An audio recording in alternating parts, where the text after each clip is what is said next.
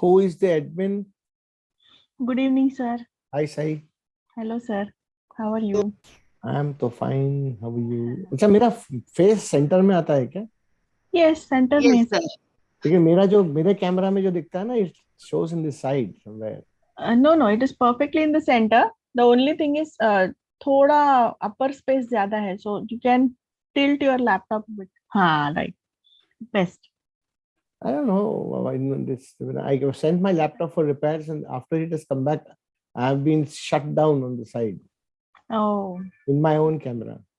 Oh. पण तुला समोर दिसतंय का सेंटर मध्ये सगळं दिसतंय? हो व्यवस्थित दिसतंय, no problem. हो का? Sir, good evening, sir. Yeah, good evening, Devi Prasad. Hi, ma'am. Good evening. ಚೆನ್ನಾಗಿದ್ದೀರಾ? Good evening. Good evening. ಚೆನ್ನಾಗಿದ್ದೀನಿ sir. Hi, Rekha, how are you? I'm good, sir. Who is the admin? I want to check my screen sharing. Good evening, sir. Good evening, Sonali. Sir, you can Good evening, share. all. Good evening, sir. It is enabled. You Good can. evening. I'm unable. Good evening, sir. Good evening, ma'am. Good evening, sir. Good evening, ma'am. Yeah, tell me if you can see my screen. Can you? Yes, we Yes. can see. Sir.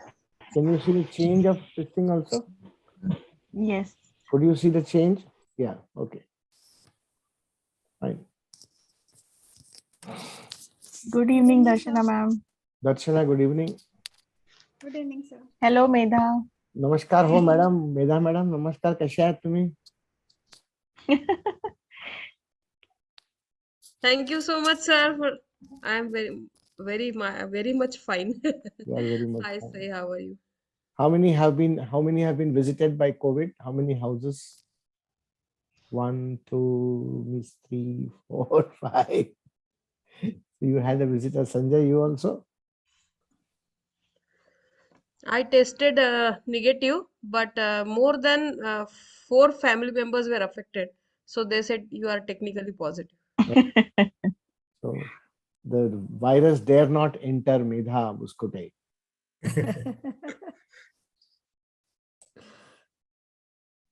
कुठे आहे madam? Boss कुठे आहे? Boss नाही आले आज. Big boss. She's not there. Ritika has raised her hand. Ritika? Where is that? No, she Ma'am, was I COVID just raised my positive. hand to say that I was No, also positive. Oh. How are you, Pritika, now? I'm better, ma'am, but still my face is little swollen and all. Oh. That's why I've not put on my video. Oh, I see. Take care, Pritika. Thank you, ma'am. I was one of those fortunates where my wife tested positive and I was negative, so she was isolated somewhere. Even my daughter was positive, sir. No. My point is 7 days of bliss for me. But I cooked the food for her. I served. I made her. You can come up with a book. Nice. So nice. Teacher had a fruit salad, and I made something pulao one day dosa, and one day all those things. So Wow. she said, "I want to extend my quarantine." Actually, we would love to. So sir. you should have posted us the photographs. I know. Should have done We that. could have shown it to our husband, sir. Some proof. Evidence based. Yes, sir. You want evidence? Good evening, for everything. Nagda ma'am. Hi, good evening, madam. Ma'am, good evening. Good evening. Good evening. Good evening, ma'am. Very good evening. Good evening, ma'am. Yes. Good evening, madam. Good evening, sir. Good evening, ma'am. Evening, ma'am. Good evening. Sir, is that the first time you made everything? Oh, you heard that. I thought you were not there when I was talking about it. No. I'm a good cook. I do a lot of work at home. भांडे घसिंग से लेकर पोचा Maring, everything. Like all the men who settle abroad, they do everything. Yeah. My son now is learning still. इथे घरी काहीच नाही केलं नागपूरमध्ये, but when he went there, he started learning all that. So The wives make them do, sir. उसमें भी credit आप ही लोगे ना, ठीक है ले लो madam, I am in the sir minority नहीं हियर। सर, नहीं क्रेडिट लेती है। मेरा हस्बैंड कुछ बोले भी ना पहले से मेरे को हेल्प करता है, except cooking here and there, he can cut vegetables, he will do everything. ये ग्रुप में खाली देवी प्रसाद, संजय और सुरेश चारी 3 ही मेल दिख रहे हैं मेरे को, निरंजन एक है।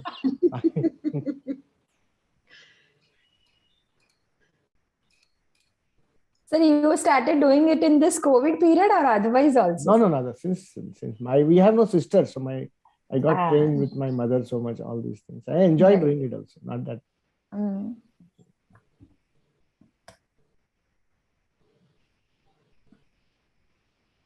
Five minutes more, sir.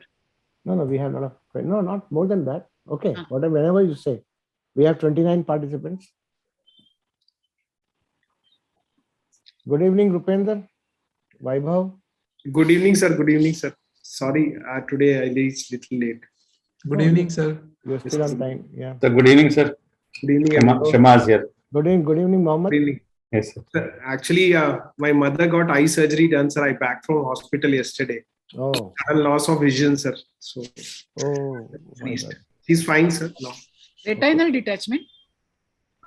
Ma'am, not totally, ma'am, but she had got total blackout, total vision loss in 7 days suddenly. So we were expecting, but saved, ma'am. Just the lens, cataract plus that one, old age. She's a diabetic too? No, sir. No, sir. You are lucky. Yes, Because if ma'am. optic nerve is damaged, nothing can happen. Yes, ma'am. That is what the doctor was saying. But fortunately, after retinal scan, got saved, ma'am. So yesterday evening, I was back from Chandigarh. My mother is 91 and she lost one full eye because of excessive laser surgery. Oh. She lost one. They could not retrieve that eye at all. So we have 30 participants. How many are total, madam? Sir, 35, and 2 or 3 always join late, sometimes half it. And Vivek Choksi is going to join late because of his some meeting. And 1 or 2 people cannot join at that time. They join at 6:20, 6:30. So we'll wait for 2-3 minutes more and we'll start. No issues. It's 5:55 here in my laptop, and here at my house it is 5:57 already. 5:55 is fine. 55, sir.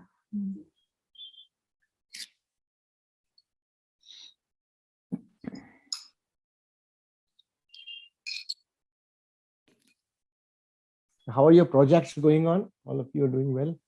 11th is project, no, sir? 11th is project. Yeah, I got 2 of my students are doing very well. Working very hard. Ma'am, how is Chinmay sir now, ma'am? क्या हो गया उसको? How is? Chinmay sir? He is good. He's going to take a full session on 8. Okay, good. What happened to him? COVID? No, sir. COVID, uske family mein tha, but he met with a small accident. Actually, big accident, not small. Oh my God. So 3-4 weeks, sir, now. Oh, I'll speak to him. I did not. The two-wheeler, सामने से भी आया वो college के compound में, because the education minister was coming. Oh. And it hit, and he had some stitches here, the bleeding, short loss of even immediate this thing, or he didn't remember. Then everything was revived. So it was okay. He's a fighter. Hello. वो education minister को लगना था, कहाँ इसको लग गया? Then his wife and his daughter had COVID. They also had 2-3 times COVID. Sir, ही तो खूप धडपडी आहे. तो कोणालाच नाही सांगू शकत नाही. But today's session is meant for him, people like him. Sir, he'll join. I'm sure he will join. I am waiting for pulling the strings. Sir, unless he is traveling to Ahmedabad with to meet his family.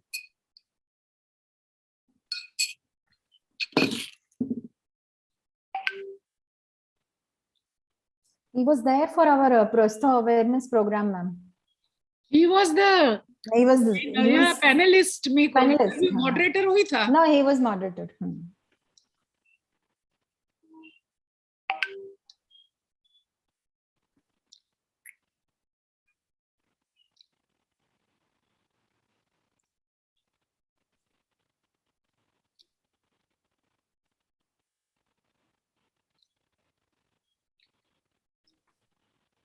Sorry, sir. Can I say something, sir? Of course. Yes, Sanjay. Yes, sir. I saw one or two of your video of old lecture in YouTube. Oh, really? Where in Nagpur you were doing about leadership and all these things. It was very fantastic. So I had some time. I typed in YouTube your name. I got 2-3 videos of leadership you were talking about on some. I don't know where you were talking, but it was there. 1 hour session was there. Oh, even this It was session in 2019 or something like that. Yeah, this session also is on the YouTube. It was for a Gynec Society, but it's titled "No means no." Sir, if you open a YouTube channel, you will get a silver play button in 2 days. That is 1 million subscribers. Oh, really? Dari sir, I found one of your articles, Department of Physiology or Biochemistry, I don't remember, on a mini clinical examination. Mini CEX, yeah. Mini cakes. CEX. Chinmay is joining recording. Pronounce it mini CX or mini cakes. What is the Mini CEX. Mini CEX. Mini CX. Mini clinical examination. CX. Clinical C for clinical examination EX. Oh, EX, yes. Mini CX. CEX. CEX. Okay. Thank you.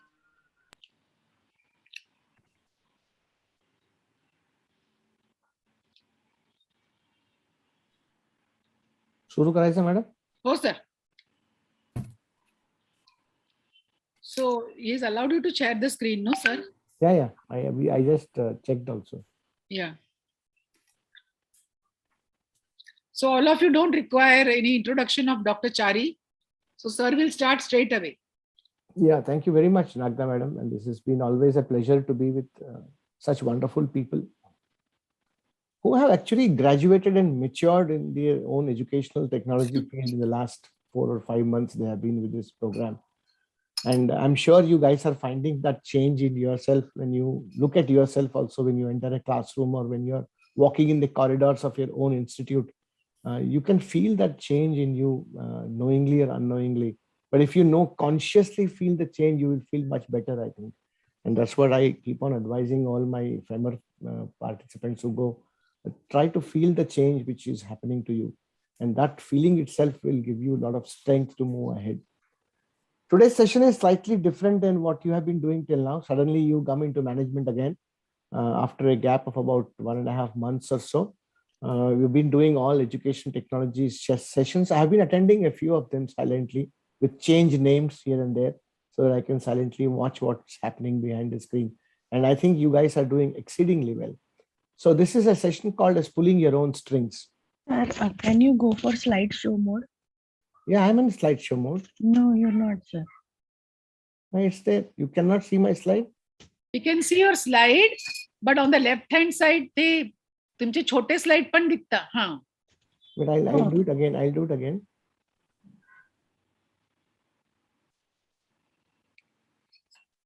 Now? We can see your slides. Yeah. Now we can see. No, but I'm not able to move it. Okay. Now is it okay? Am I moving now? Are my slides moving? Yes. Okay. So this is a fight between what versus how. मतलब एक हिंदी में एक छोटा सा couplet मैंने बहुत पहले सुना था कि बोलना सीखने के लिए 2 साल लगते हैं.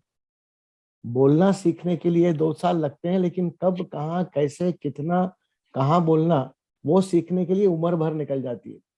So what you want to speak is important. What you want to speak is definitely important, the content area. But my humble opinion, more than what, how you speak that, how you say that is more important than what you want to say at most of the times.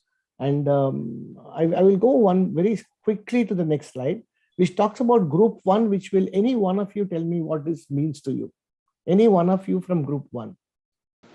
What is the meaning of this title, pulling your own strings? Anybody can talk from group 1. So may I speak? Yeah, Niranjan here. Go ahead. Actually, we all have our own limitations. Say, like I am finding my limitation now because I have hit the deadlock in my project.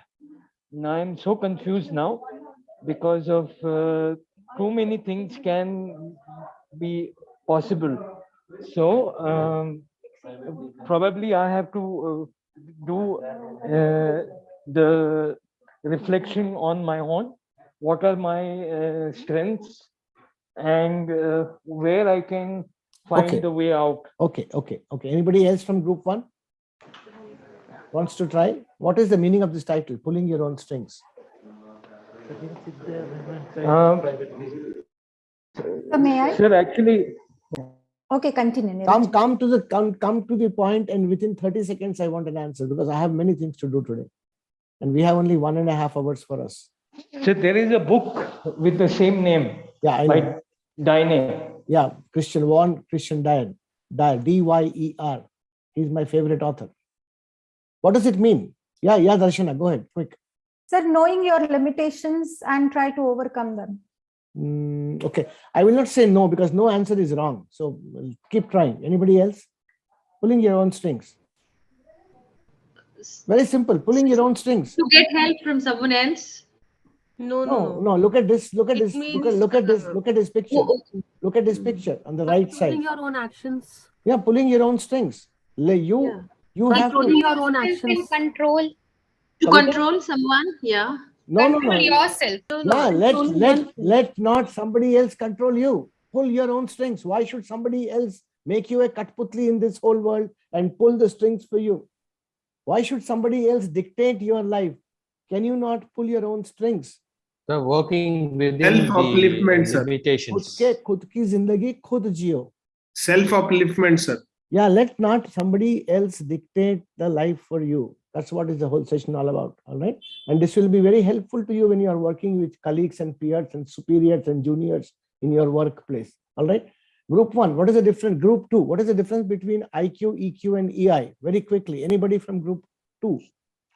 Sir, IQ is intelligence. Quotient, EQ is emotional quotient, and EI is emotional intelligence. Yes. What is the difference between EQ and IQ? Quotient, emotional quotient. So emotional For those who do not know, IQ is intelligent quotient, EQ is emotional quotient, EI is emotional intelligence. There is nothing wrong in not knowing. If you don't know, you have the right to say, I don't know. That is what is pulling your own strings. You have the right to say, I don't know, I don't like you. So what is the difference between EI and EQ? So EI is to understand your own emotions and feel, and you can use those emotions in a favorable, in a positive way for your own good. And EQ is probably the measure of your emotional intelligence. Great. Emotionally intelligent people, tar se gussa aata hai. tar se gussa aata hai. Jab tar se gussa aata hai, to Durga Mata ghus jati hai andar. I don't know what is happening to me. Tar se gussa aana is a sign of an emotionally intelligent person or a sign of an emotionally non-intelligent person. If gussa is controlling you and you are controlling the gussa or managing the gussa, emotionally intelligent people know how to manage emotions. And the measure for that is the quotient. Like we have IQ, you have EQ. Fine. Can I go ahead? Because yes. All these words will come very often in the whole lecture. What is rationality? Group 3. Anybody? Rational. Being reasonable, sir. Great. Being logical, reasonable. Very good. Excellent. Yeah. बिल्ली रास्ता काटती है, क्या करेगी शबीना? बिल्ली रास्ता काटती है. मैं सोचूंगी कि ये ठीक नहीं है, इसमें कोई लॉजिक नहीं है, and I'll do the right thing. I'll cross the path. Medha probably will wait for somebody else to cross and then she will cross. Because there are certain things which have been told to us since the childhood कि हे करायचं नाही, करना चाहिए, ऐसा होना चाहिए, which have no logic. So those things which have logic, which have tark, which have explanation is called rationality. And again, I'm going to use this term for a long time because when you are speaking to somebody, if there is some logic in what you are talking, that what and how becomes more powerful. The fourth word for fourth group is empathy. Very simple. We heard many times. Yes, sir. Yeah, but we all know that it means ability to understand and feel feelings about others, understand and share. Understand and share. Concern about others. Concern about others. Okay. Concern about others can be sympathy also, sir. What is empathy? So to be on the same page with others. So to be on the same page as the feelings for the other. Like I'm empathetic about someone losing their parent. Like it's something like I'm completely relating to it. What is the difference between sympathy and there are many pathies, apathy, antipathy, पति बहुत है, लेकिन ये sympathy और empathy में difference बताओ. So sympathy is when you feel sorry for somebody's state, but probably you cannot exactly feel, like to be in someone's shoes and exactly feel if that happens to you. That is empathy. How do I know? How do I know you are empathizing? So to be compassionate about something. Don't be compassionate is a very big word. Be a little more simpler. Be good listener. Good listener. No, that's one of the qualities of a person who is empathizing. Excellent. You need to be a good listener first. Correct. And your concern. Okay. How will that understand? You feel the pain as the same other person. Emotions are involved. Yeah, we all understand. I know you all know what empathy is. But simple difference is, supposing मेरे हाथ cut जाता है और खून बह रहा है. Look at me. हाथ कटता है और खून बह रहा है. Can you sympathize with me? अरे खून बह रहा है. Oh my God, आपका right hand था क्या? मेरा तो left hand था. बहुत खून बह रहा है. दर्द दे रहा होगा ना. This is attaching to the. What is empathizing? It's immediate actions. Yeah, you do something. You do something for me without my asking you. You do something for me without my asking you. If you have a senior patient, a female patient in your ward, in your dental chair, and you put a parda around her because others should not see what's happening without her telling you. You do something without somebody telling you is empathizing. Sympathizing is attaching with the episode. Sympathizing is attaching with the episode. Empathizing is doing action, madam. Empathizing is action without somebody telling you. I come to your house and if somebody brings me a glass of water without my asking, you're actually empathizing. So there's a lot of difference between sympathizing and empathizing. And doctors like us, you and me, and healthcare professionals are very high on empathy. They understand exactly what the patient wants to say without the patient telling. Fine. So emotionally intelligent people are very high on rationality, very high on empathy, and very high on this word called as assertiveness. What does it mean? Group 5.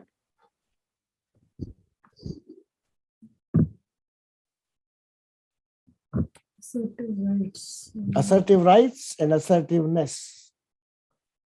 Confident. My questions are very simple generally, not very complicated. So don't think of very high fundu answers. Go to very simple.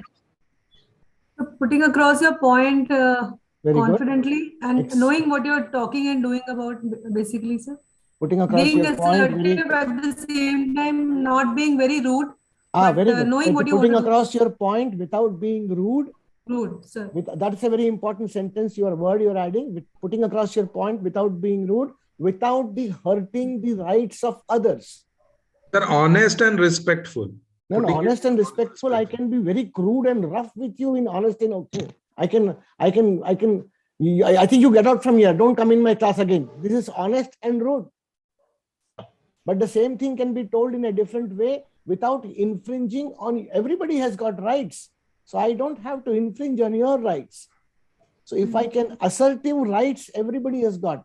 The using of these rights is called as a skill, which is called as assertiveness. My session is going to be on this word called as assertiveness. I'm going to make some 32 statements. You take a small piece of paper in front of you, write 1, 2, 3, 4, 5, 6, 7, 8 in front of them, and you have to write yes or no. Write Y for yes and N for no on this paper. I make a statement number 1, and if you think it is yes, your answer is yes, write Y. If you think your answer is no, write N. The answer could be sometimes also, but try to give yourself a clear yes or no. Are you with me? Yes. Okay. Yes, sir. You may feel sometimes, sir, it depends on the situation, sir, it depends on the person, sir. ऐसा कैसा हाथ पकड़ collar पकड़ के yes or no बोलने लगा रहे आप मेरे को? How can that be? You can't hold my collar and say अब भी yes या no में जवाब दे.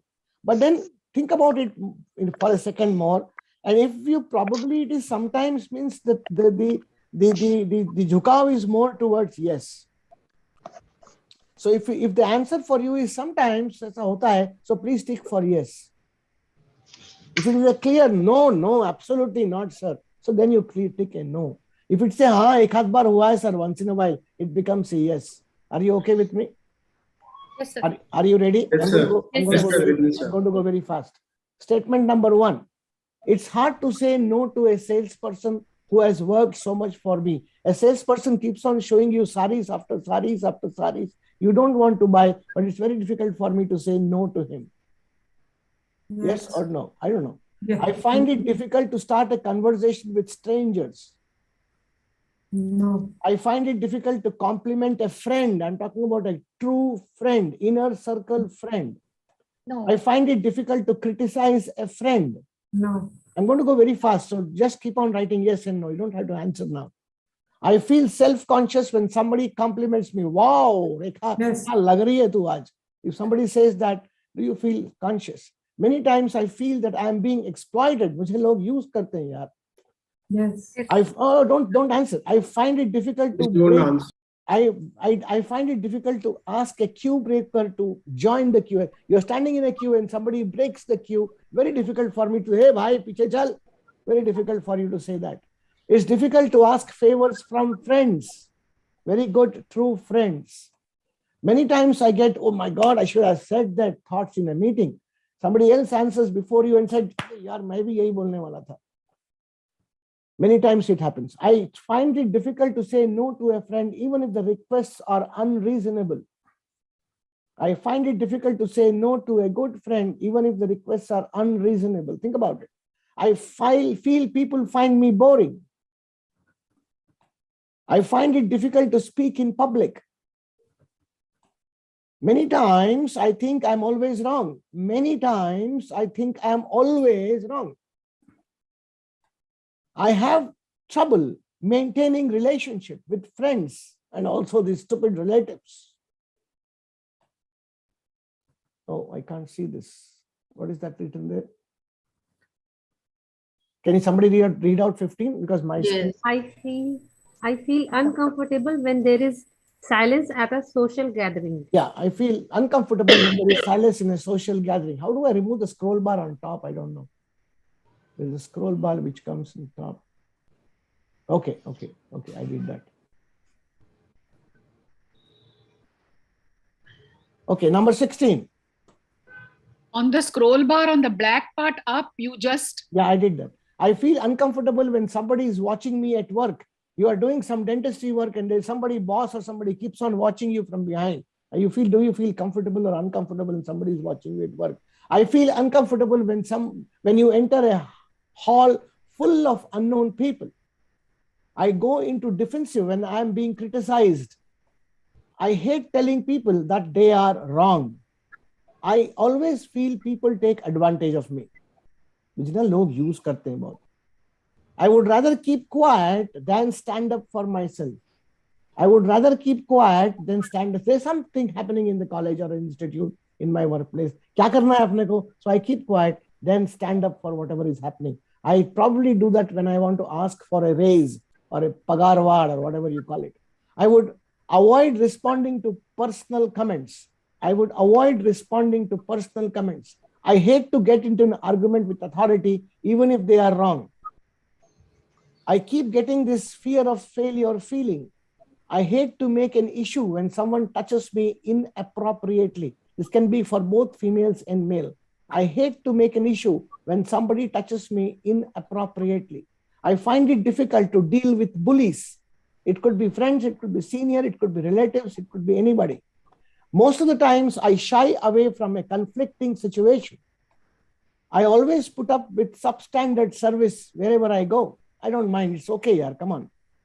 I always feel that no one asks or values my opinion. I mostly go along with others' opinion. I feel most of my time is spent thinking, what will others think? Dusre kya sochenge? So much of time is spent in that. I always feel if I do this way, people will get angry, so they will not like me. I always feel that my ideas are never heard. I feel people overpower me and control my expressions. They don't allow me to speak only in my house, or in my office, or in workplace, wherever. Many times I feel slighted. I feel overlooked. People don't listen to my opinion. It's something similar as 29. I keep getting this feeling that I am a victim. I get the feeling that I am a victim. And the last one says, I keep getting this feeling that I am being manipulated. Right? Can you count the number of yes and write down yes, so many? Count the number of no's and write number of n's, how many?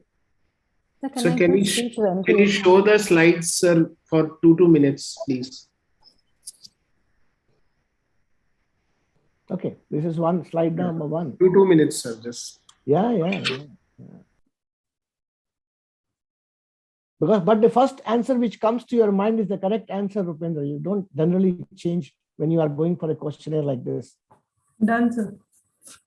That's why I generally don't show it again, but I can show it to you because since my good friend Rupendra is asking. ठीक है पपरे, आगे बढ़ूं? Yes. Sir कर रहा हूं. कर. I'm थोड़ा slow, sir. नहीं.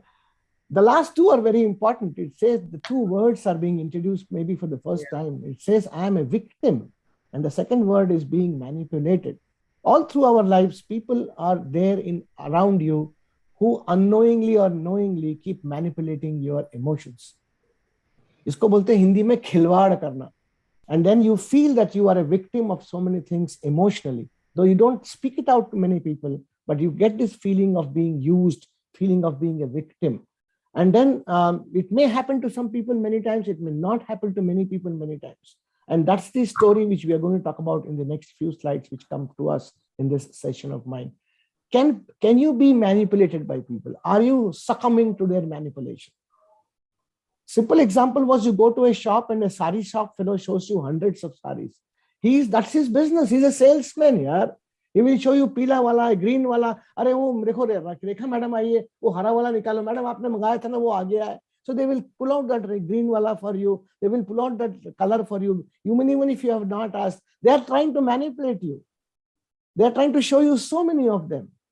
Similarly, if I go to this next example, which is a beautiful example I keep quoting. I go to a restaurant. You have the assertive rights, express your behavior, thoughts, values. You have the right to offer no reason for your behavior. You have the right to judge the extent to which you are responsible for the others.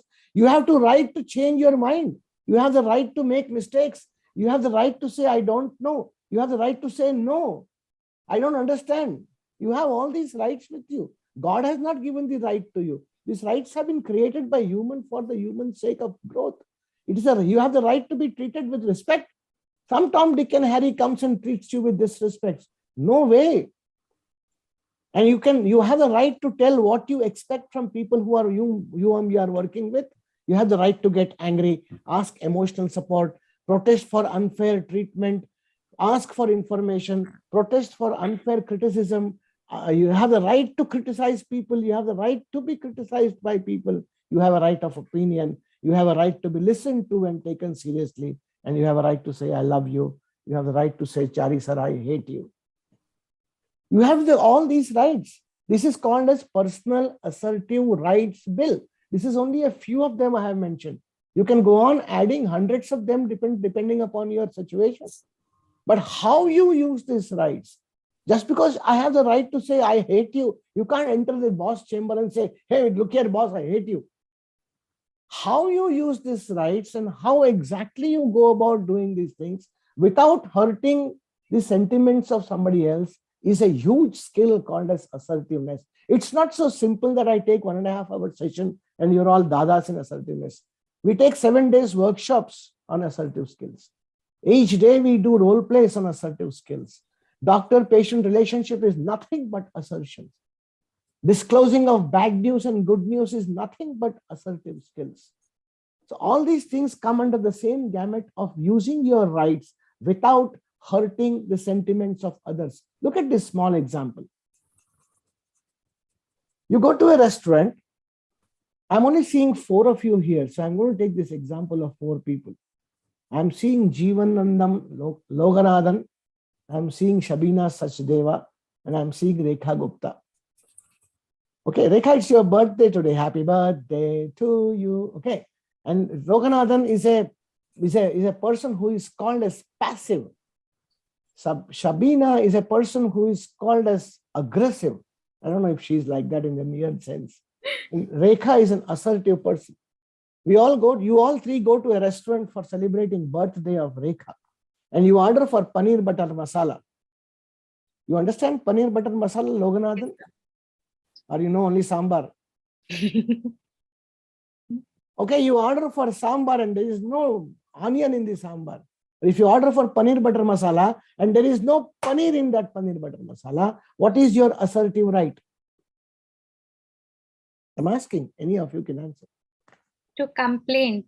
Okay, to complain. What else? I'll ask the server that it is not there in your food. And I'll make him to get it back. Okay, so there are three types of reactions when this happens.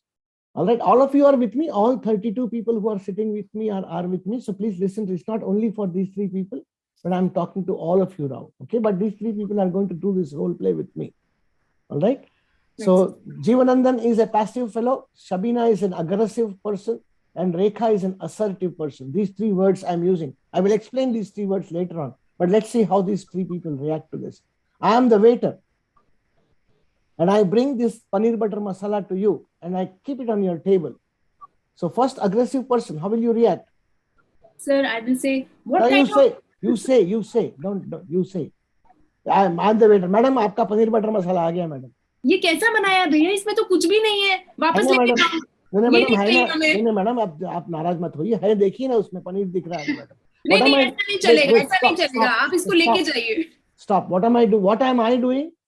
I'm trying to manipulate. All right. I'm trying to manipulate because I'm the manipulator. You are the person who is the one who is supposed to use your assertive rights because you have some rights with you. Now again we'll start. Madam, ये आपका पनीर मटर मसाला आया. Now I'm an assertive person, right? No. Aggressive. You always remain aggressive. अच्छा ठीक. That's what you are. Yeah, go ahead. Madam, ये paneer butter मसाला. Waiter. Samina. हाँ, you. ये क्या है? ये पनीर बटर मसाला तो बिल्कुल नहीं दिख रहा है. पनीर कहाँ है इसके अंदर? मैडम है ना, देखिए बाजू वाले भी तो खा रहे हैं मैडम. वो तो कुछ नहीं कंप्लेंट कर रहे हैं. नहीं, वापस लेके जाओ. बिल्कुल बेकार है. इतनी दूर से तुम्हारा ये वाला डिश खाने के लिए आए हैं. इसको लेके जाओ. सबीना मैडम, आप जैसे आए वो आपका जो कुक है उसने आपको देखा. आप अपने शेफ को बुलाइए. I will raise a complaint with the chef. वो शेफ नहीं बनाया मैडम आपको. He is trying to manipulate you in different ways. Now you नहीं ऐसा नहीं चलेगा. प्लीज आप बुलाइए, अपने सीनियर को बुलाइए. ये नहीं आप सीनियर तक क्यों बात ले जा रहे हैं मैडम? आप ही बता दीजिए ना क्या करना है इसमें. So okay, if she is more aggressive like my father, he would have taken the dish and thrown it on his face. Like हमारे घर में कुत्ते भी नहीं खाते ये. All right, so there are people who have done that, and you must have seen many people making a huge noise. कहाँ है? मतलब बुलाओ मेरे को. Waiter कहाँ है? Manager कहाँ है? Manager को बुलाओ. Raising your voice and making a big scene over the whole thing. How will Loganathan react to this situation? Passive. Sir, you react. Passive. You are in the role play. Sir, boy, you come here. Yes, you come here. What is this? I have asked paneer butter masala. It is not tasty. Sir, it is there, sir. You see, sir, properly. Sir? It is there, sir. You see properly. Paneer is there, sir. It is there. I do agree. It is not tasty. I think was it made earlier or yesterday's item? It was. Wait. Somebody else. How will a passive person react? I'm asking. How will a passive person react? Could you bring one more? Anybody else wants to try? Anybody else wants to try? I think so. He might get manipulated with what waiter is telling. How will you react? Who is that speaking? Sir, Mason. Poonam, sir. Poonam, bolo. I'm getting the dish to you. Be passive. How will you react? Sir, I would succumb to. Madam, do it. Madam, do it. Okay, sir. I'll say. अच्छा ठीक है, अगर आप बोल रहे हैं तो ठीक है, लेकिन अगली बार नहीं मैं लूंगी इसको. अभी मैं ठीक है इसको ले लेती हूँ. अगली बार नहीं लूंगी is also not the one which what passive will say. That is quite okay. अगली बार. Right, I'll try. Yeah, who is that? Sir, me. What is me? Rupinder sir, sorry. Yeah, Rupinder, go ahead. ऐसी वाला एक काम करना, जरा इधर आओ. एक चम्मच देना जरा मुझे. जरा इसमें जरा घुमा के दिखाओ कहाँ पे पनीर है, जरा आप दिखाओ मुझे, मुझे तो दिख नहीं रहा है सर, शायद। ये तो आपका नेचुरल अग्रेसिव हो गया sir. Passive people generally, listen to me, passive people generally will not use their rights. They will get manipulated and they will not say anything. Hey, tu khada yaar, Shabina tu hai na hamesha natak karti. Dekh hamish tu, somebody comes like you. That's why I don't come with you for a restaurant. How much noise you are making? Hey, Shabina, people are watching here. Keep quiet, Shabina. Why don't you eat the rasa part? Eat with the chawal, no? Why don't you eat that only liquid part of it? Why you make it seem like this every time? This is how passive people react. They will not use their rights, which has to be used by them to get the dish back, get the money back, or again being served by a better dish. But they will use, this is only an example of restaurant meal. This could be in a situation in your office where a passive person is, and then these passive people generally sulk after the episode is over. They sulk after the episode is over. What do they do after the episode is over? They'll go back and cry. मेरे साथ ही ऐसा होता है. भगवान ना मेरे घर में ही ऐसा हमेशा करता है. They will start crying over they go to a sari shop, hundreds of saris are being shown to them. They don't want to buy anything, but they cannot say no to the salesperson. So they will say, ऐसा करो भैया, वो छोटा सा रुमाल pack कर दो. Because they don't want to hurt that, and they don't want to buy. If you don't want to buy, don't buy. Say, I'm sorry, I'll come next time. But no, they will buy something and go back. As soon as they go back out of the shop, they will start sulking and saying, ये colour की साड़ी तो मेरे पास में और 4 पड़ी है घर में. पता नहीं मैं क्यों हमेशा भगवान मेरे साथ में ऐसा अन्याय क्यों करता है. Things like that are the dialogues of a typical passive person. How does an assertive person react to the situation? Yes, Rekha. How does an assertive person react? मुझे ये पसंद नहीं है, आप इसे लेके जाएं और चेंज करके लेके आए. नहीं लेकिन मैडम आप बाकी लोग तो खा रहे हैं मैडम, आपके लिए बनाया रेखा मैडम, सेम मैनिपुलेशन. नहीं, मुझे ये पसंद नहीं आ रहा है, तो या तो आप इसे चेंज करें या आप अपने मैनेजर को बुलाएं, मैं उनसे बात करती हूँ. Okay, so you have 3 or 4 things happening at the same time when you want to be assertive. We'll go to one by one reactions. Reaction of aggressive is temporary success.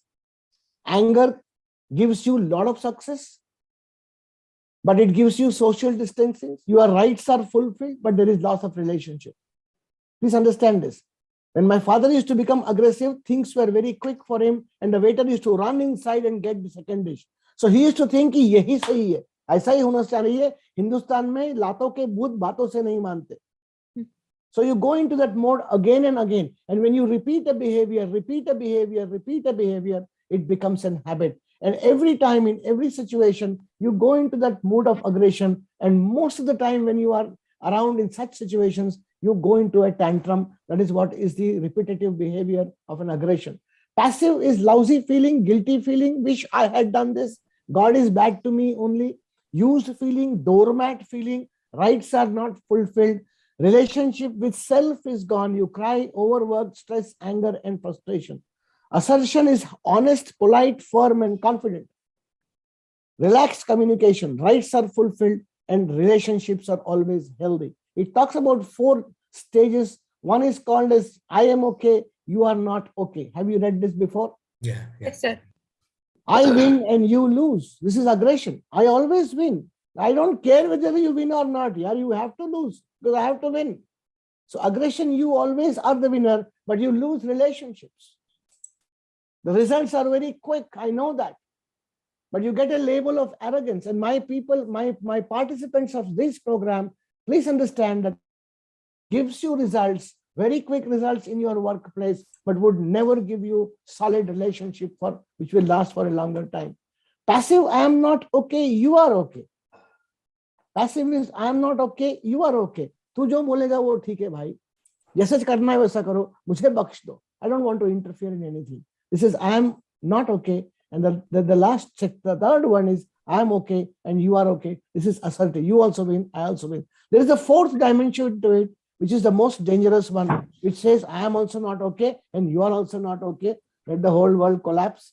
Let there be all over the world, let the virus come. You also die and I also die. This is absolutely hopeless situation. Is it not common in dental colleges? No. I also lose and you also lose. I'm sure we are not here at all. All of us, believe me, who have taken this program, generally want to see I win and you win also. Please, sometimes we are forced to go into aggression. I am not saying no. But how quickly you come to assertion is very important. It's not that every time I can go into assertion. Some situations are there where I need to go into passivity also. Sometimes I have to keep quiet if my boss is becoming very aggressive and arrogant. But I don't get hooked on to passivity. There will be a time which comes to me where I will sit across to my boss's table and tell him, "Sir, parsu jo aapne kiya wo theek nahi laga mujhe." So you come back down to, so assertion doesn't mean there and then action. Sometimes assertion can be postponed also, but always remaining passive 24/7 will kill you sometimes. So if I ask you which is the best position, aggression, passive, and assertion, Assertive. which is the worst one? Passive aggressive. Passive aggressive. No, leave the last one. Last one we are not looking at it. Passive is the I worst. think Passive is the best. worst. Yeah, Poor passive is the most damaging. Sometimes you may go into aggression. Sometimes you may become very chid and after a few minutes or few times you say sorry. This happens at home. You know, when you are in relationship with your husband, your children, or your family members, sometimes you lose your cool, but after 15, 20 minutes, sometimes after half an hour, me and my wife have a solid agreement that by not more than 30 minutes. And somebody of us comes back and we say, okay, ho gaya na, forget it here. So this is what is going into aggression and coming back to assertion. But if I remain aggressive like my father was 24/7, and people used to fear coming to my house, and I told you last time also, my father used to pick up the phone and say, "Chari," so nobody used to come to my house. "Ye tiger ghar mein hai, don't go." I used to tell my father, "Why do you get so chid? Main kahan chid karta, murat kahin ka, yahi sikhaya kya tere ko?" He used to give me one slap on my face. So he never understood. And he was enjoying that because he was director of some mines and all those things. And even in the office, he used to get that huge aura of aggressiveness. But he forgot how many people behind him used to talk. And after his retirement, how many were happy? Chala gaya Babaji. Acha ho gaya, retire ho gaya. What are the things which people talk about you after you are not there is extremely important for me. And that will be probably and people who are assertive are respected. People who are passive are used like doormats. And people probably smile at you and laugh at you after you leave. People who are aggressive, they fear you. Out of fear, they will do work for you. But I'm sure they will not be for a long time relationship with you. So aggression involves honest, emotional expressed, but inappropriately, violation of rights of others, no empathy, putting down people, dominating others, being a winner always, while others lose, no rationality, no explanation. This is a typical aggressive, arrogant fellow. Ignoring the wishes of others, getting annoyed and losing temper at the drop of the hat, work done, but with loss of relationship. I am okay, you are not okay, I win and you lose. This is the gist of aggression. I don't know how many of you have gone here and come back, or gone here and stayed for a longer time, gone here and always remained and enjoyed being there in a position when you go up the ladder of hierarchy. Passivity involves being eager to please everybody all the time. Think about it. Many of us in this group also have gone here. I'm not saying ladies go more often and gents don't go more. It's not gender bias. But believe me, many of us have been here, always feeling that you may hurt people. What will people think? Wo kya sochenge? Maine aisa kiya to. Being unwilling to say no, always apologizing for our own action. Always is a key word here. Apologizing is not wrong, but always apologizing for your own actions. Always avoiding conflicts. Always is a very key word here. Avoiding conflicts as a leadership skill is okay. But always avoiding, always thinking others may be right and you are wrong. Usually hiding your feelings, not able to use your rights. There is a fear of failure, fear of ridicule, fear of humiliation, fear of consequence, fear of loss of relationship, criticism, and presence of elders or presence of seniors in the hall. Easily influenced by others. Effects, what are the effects of passivity? Sulking, you understand sulking? Sulking is a horrible feeling. When you feel disgusted with yourself, go inside the room, lock the room, take that pillow and cry, balak, balak, balak, ki mere saath kyun hota hai? This is a very typical feeling of teenagers when they go into sulking. And it happens all through the life if you have remained passive on many issues. feeling of being doormat. मुझे ना लोग use करके फेंक देते हैं. When you start getting this feeling, oh, this is the worst feeling that anybody can get. Being used, self-pity, leading to frustration, leading to anger. So the anger which is coming out is not aggression. The anger which is coming out is because of loss of relationship with self. Work not done, letting down feeling with self, I am not okay and you are okay. Assertion is absolutely beautiful. Making your views clear, voice is heard, making your point, tell what is in your mind clearly, standing up to your rights without losing temper, standing up to your rights without losing temper, negotiating terms where both find it acceptable, putting other people, not putting other people down without making others feel that they have lost, yet firm, yet polite. Sounds very easy, ladies and gentlemen. It's not so easy as you think. All these things require, it's a skill, it can be learned. There are times when you go into aggression. I'm not saying no, I have gone into aggression so many times. But how quickly you come back to assertion is very important. It's a difficult skill, I know that. Why it is difficult? Because people feel that assertion is being rude, assertion is being blunt, assertion is being outspoken, assertion matlab too frank, too straightforward. No, as long as you don't hurt people, it is not blunt, it is not outspoken, it is not frank. When it will be straightforward and frank, when you start thinking that you are assertive, but actually you are aggressive. मैं तो ना बहुत frank आदमी हूँ, मैं तो ना बहुत frank हूँ, and मैं तो ना बहुत frank हूँ के चक्कर में you keep telling so many things and you forget how you have told that. You tell what you want to tell very frankly, but you forget the method that you have used may not be correct. So the method has to be questioned when you are coming into. So I'm still learning. Nobody is perfect. You keep learning this skill every day. You make mistakes and you keep learning. Going into aggression is okay. I'm not saying no, but going into passivity is a crime. Please understand that. We all are going to be conflict managers in next terms to come. You're going to have a session on conflict management. You're going to face seniors. You're going to face peer group members who are not going to be happy with education technology workshops that you're attending. They will call you all sorts of names. जीडसा ने क्या समझते हैं अपने आप को, 4 अक्षर सीख क्या है, 1 साल के कोर्स में क्या हुआ, तुम्हारा ट्रेनिंग प्रोग्राम होने के बाद में क्या क्लास में परिवर्तन आया क्या. There will be so many people making all sorts of nasty comments. इतना साल से हम सिखाते नहीं है क्या? हाँ, हम तो इतने साल से सिखा रहे, तुम क्या 4 अक्षर सीख के हमको सिखाएगी? आज की छोकरी कल, oh, your professor will talk all rubbish with you. These are all things which is going to happen with you.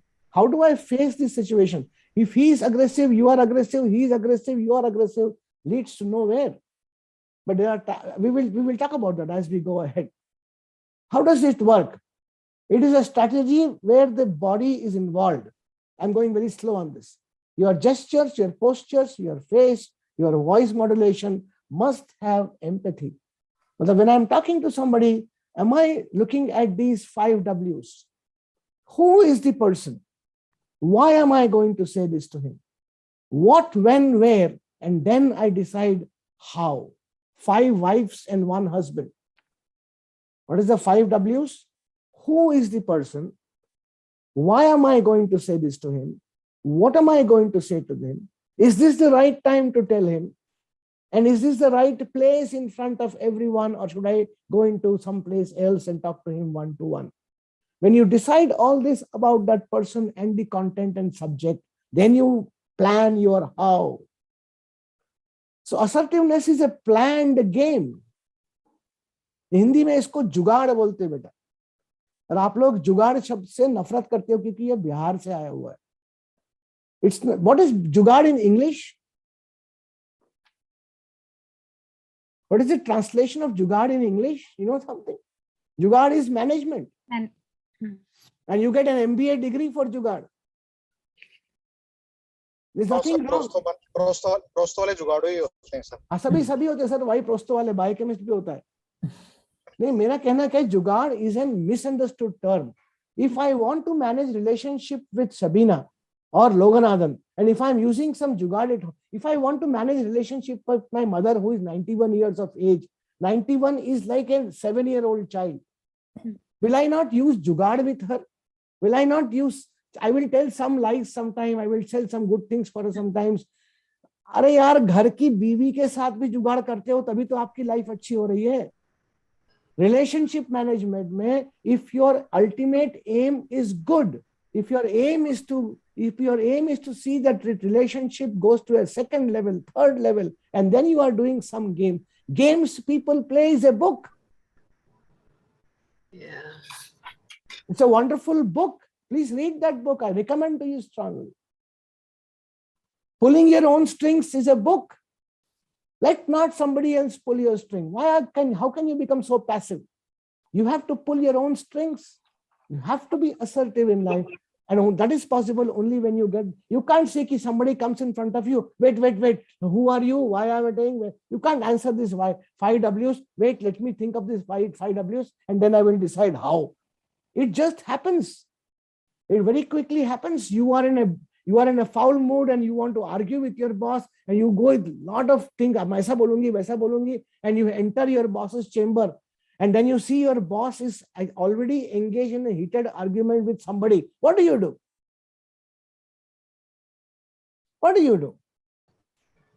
Keep silent. We'll postpone this discussion. Yeah, for- you will go away. You will go and say, Vanish. excuse me, sir, can I come after 15 minutes? I have a very important thing to say. You will be assertive. You vanish in the thin air. Yeah, no, you vanish, but you make a point and go. You make him aware that I want to say something serious. I know you are in a serious discussion, but I want your 5 minutes, sir. Can I take it after 15 minutes? So he looks at you and says, look, doesn't say, but he says this. Doesn't say, but says this. Don't you see I'm in an engagement already? And you don't say, but say, I know you are in an engagement, sir, but give me 5 minutes after half an hour. Now, all this is involving your gesture, posture, voice modulation, a smile on your face. And you fully understand your boss's situation. Even though you are angry with him for something, you still decide this is emotional intelligence. Emotionally intelligent people know who, why, when, what, where, and then they define how. So emotionally intelligent people is full of empathy and rationality. Empathy is who, when, where. And rationality is why. Tark समझता है? Tark matlab logic. And then they put across their point. If I want to buy a mobile phone from my father, if I am a 16-year-old teen, and Shabina, you are my mother, and if I want to ask for a mobile from you, mummy mobile चाहिए, mummy अब भी mobile चाहिए, mummy बोलो ना mobile चाहिए, mummy मैं घर छोड़ के जा रहा मोबाइल चाहिए. This is no rationality. But if I add, mummy mobile चाहिए, सबके पास है, मेरे पास नहीं है, मम्मी आप ही बोलते हो, लेट आते हो तो फोन किया करो. I add a few sentences of rationality in that. Mummy also says, okay, beta, सोचेंगे शाम तक के. Right. Same thing ulta. If your son is asking something and if you add some rationality when you are talking to your children, believe me, that dialogue has much more meaning than if just bluntly saying, no mobile means no mobile, get out from here. So there are things, there are many ways in which you can represent empathy and rationality in your conversation, which involves the word assertiveness. It's a game plan of relationship. It's not being diplomatic. Yes, I told you it's a jugaad of managing relationship. Different strokes for different folks is a session I conduct, which I did with you earlier. Different people have to be dealt with differently. When I go to fishing, Loganathan, when I go for fishing, I like samosa. You understand samosa? Loganathan, samosa saapdar kya? Yes, sir. Yes, So sir. I have eaten. You have eaten. So when I go for fishing, and the fishing rod, do I put samosa in the end? No. I put worms. Why do I put worms? Because the fish likes the worms. Small fish. They like the worms. They don't like, you like samosa. So don't give the fish what you like. Give the fish what the fish likes. So when I'm conversing with my children, when I'm conversing with my boss, can I add certain things which they like first? And then I start my conversation, then put across what I like. This is all communication skills. This is all, I don't know, I keep on using the word jugaad and you guys don't like it. But this is all relationship management. And assertiveness is not a difficult task, believe me. It involves aggression sometimes. It involves gestures and postures and voice modulation. but it involves so many things also. Work done with no loss of relationship. I am okay, you are okay. I win and you lose. So I asked you which is the best and which is the worst. Assertive is best. Darshana. Assertive. Darshana, which is the worst? Yes, sir. No, sir. In contrast to the last discussion, the difference between the word management and manipulation, sir. Could you just manipulate? Manipulation is not a good thing. If somebody is manipulating you, we have been manipulating people all through. When you are in a position of head of department or dean in your college, you don't, I can't say that you are manipulating, but don't we do that? We don't use the word manipulating. Aja main tere ko manipulate karta hu, but we are doing it actually. But Yes, then and we do it to people who succumb to manipulation, who are passive.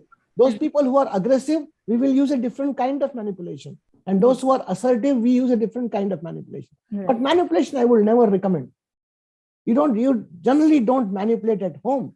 We generally have a game-free relationship where we don't play games at all. And we all are trying to go towards a game-free relationship. Darshana, it's very difficult to go to a game-free relationship. Yes, sir. We all try to go there. But generally, knowingly or unknowingly, all of us are playing small games to achieve a good relationship targets. If your intentions are bad, कि देखता हूं तू आगे कैसे बढ़ती है, and then you are playing games, I will never recommend that jugaad.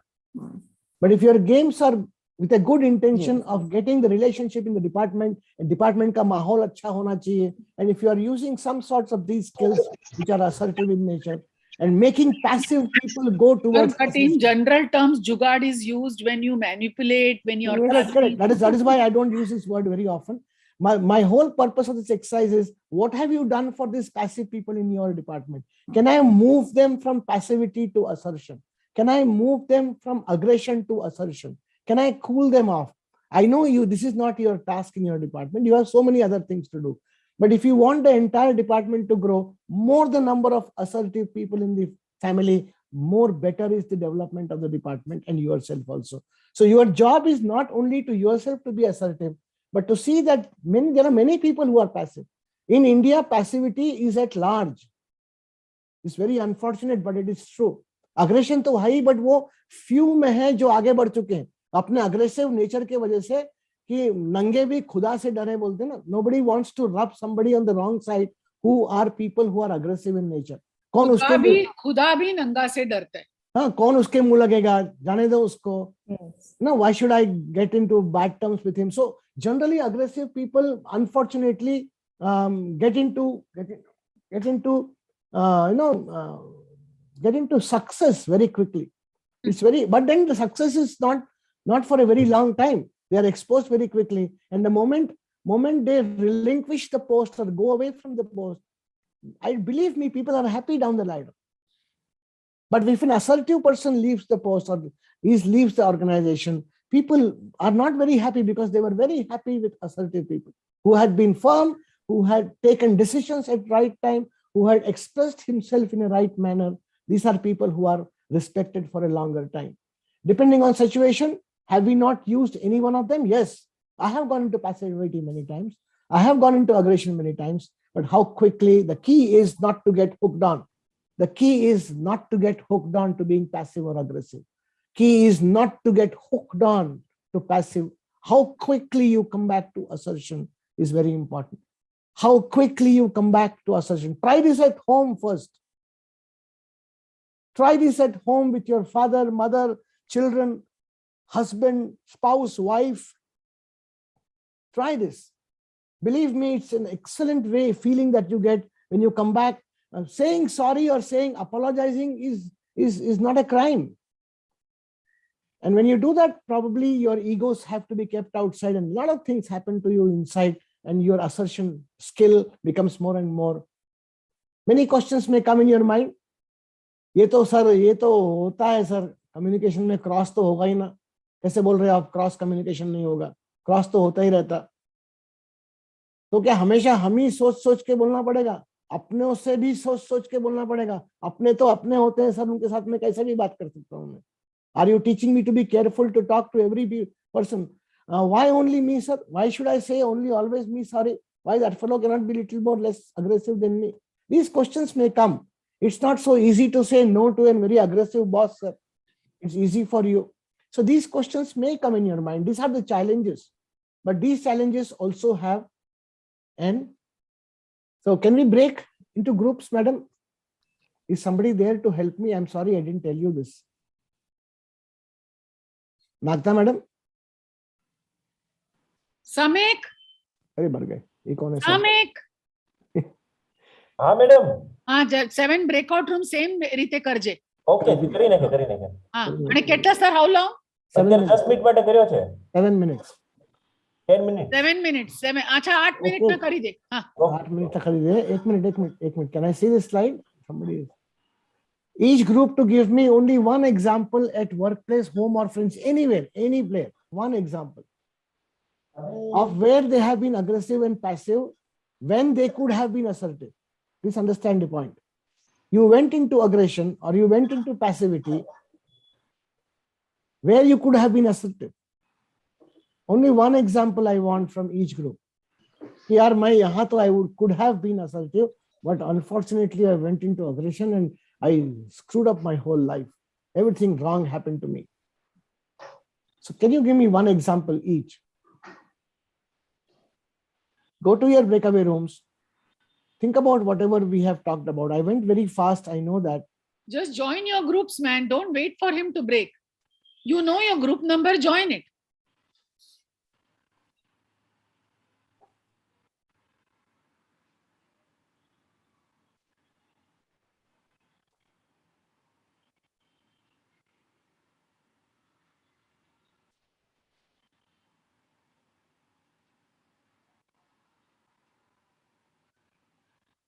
Loganathan is still there. Go join your group, Loganathan.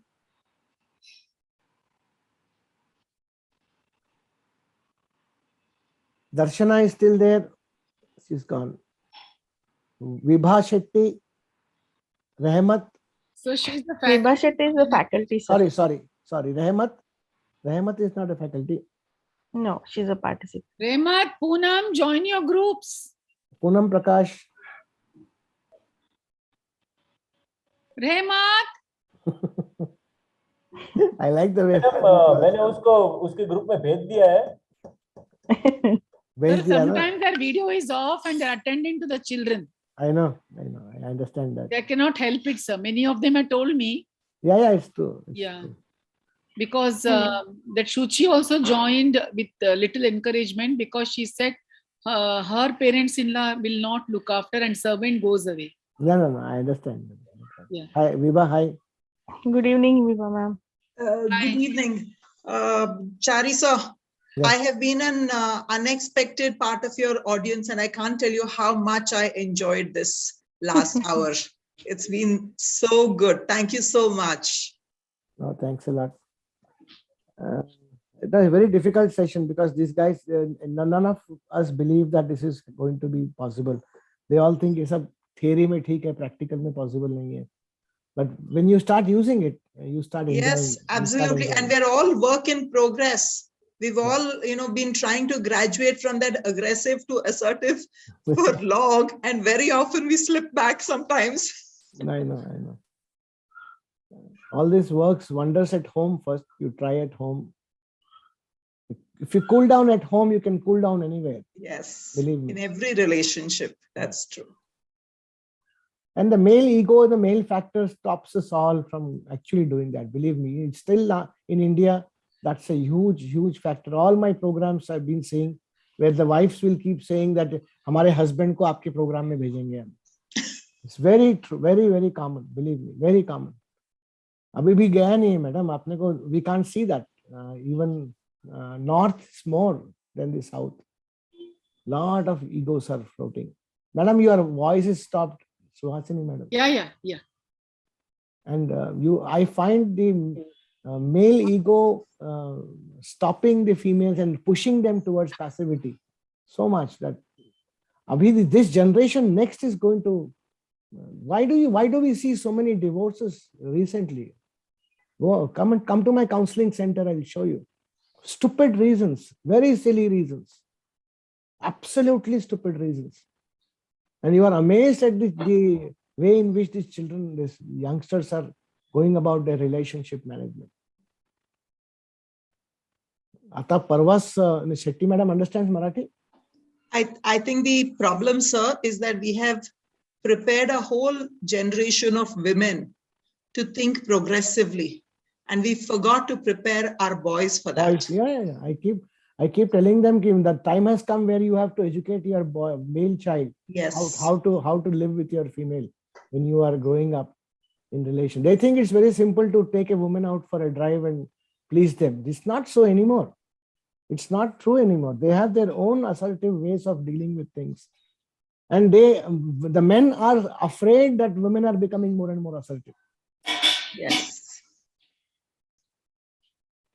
अभी का जनरेशन तो बहुत ही डिफिकल्ट फेज से गुजर रहा है मैडम. उनको वेस्टर्न कल्चर इम्बाइब भी करना है. They want to go to the hookah parlor. They want to listen to their father, mother. They want to look after their children. But the wife who is coming in wants to stay separately, doesn't want that old man to be there. So many things happening. काय म्हणते साई, बरोबर आहे? Absolutely, sir. खूप जास्त. आणि late girl and the couple who have girl childs who are now 10 years and 12 years. Oh, they are keeping their fingers crossed already. Don't know what's going to happen. Very difficult to raise a girl child now. The mahal is becoming very, very difficult for, yes, because they are assertive. The women of the world, Indian girls are very assertive. And this is not tolerated by our generation, the next size generation and the next generation. So, very difficult जाने वाला है. Educating our child to be assertive, if you can do that, I think we have won the war. Yes, absolutely.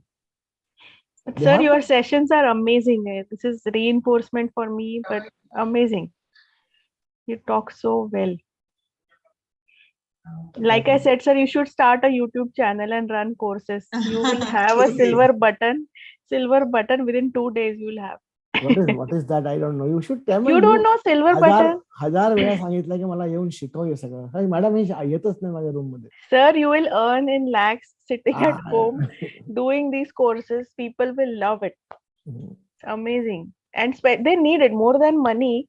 People need this kind of advice and this kind of training. Even the youngsters, the kids, everyone. Nagda madam, Sai is my favorite, by the way. Do you know that? Nagda madam. Sir. Sai is my favorite. He's been kind. No. Yeah, I mean, you are the hero of our whole college. we vibe very well. We have done so many programs together. Yeah. We did the leadership course together, Nagda ma'am. The one which had a nice participation, 2 rounds of leadership course, and then enjoyed doing it. ನಿಮ್ದು session ಇದೆಯಾ ಇವತ್ತು Shetty madam? ಹೌದು sir. ನೀವು ಕನ್ನಡನೂ ಸರಿ ಮಾತಾಡ್ತೀರಾ? ಅಷ್ಟೇ ಫ್ಲೂಯೆನ್ಸಿಯಲ್ಲಿ? ಹಾ, ನಾವು ಬ್ಯಾಂಗ್ಳೂರ್ ಅವರಲ್ಲ. ಅದು ಹೇಳಿದ್ರಿ ಲಾಸ್ಟ್ ಟೈಮ್ ಬಯಲಿಕಾವಲ್ಲ ಇಲ್ಲಿ ಮನೆ ಇದೆಯಾ ಅಂತ. ಇವಾಗ Malleswaram. I am A Tamilian, born to a Telugu mother and a Kannada father. So. My goodness. Sir, then how you are Tamilian, sir? We're all Tamilians. My father is from Bangalore, mother is from Visakhapatnam. It's like my father also is from Tamilians, but all from different places, and born and brought up in Marathi. So, sir, my mother is from Nagpur. My father from Bangalore, but both of them belong to South Tamilian family, near Tanjavur. You speak Kannada also, Nagda madam? No. I can understand. Swalpa gottu. Madam, breakout room close कर दूं? हाँ, close.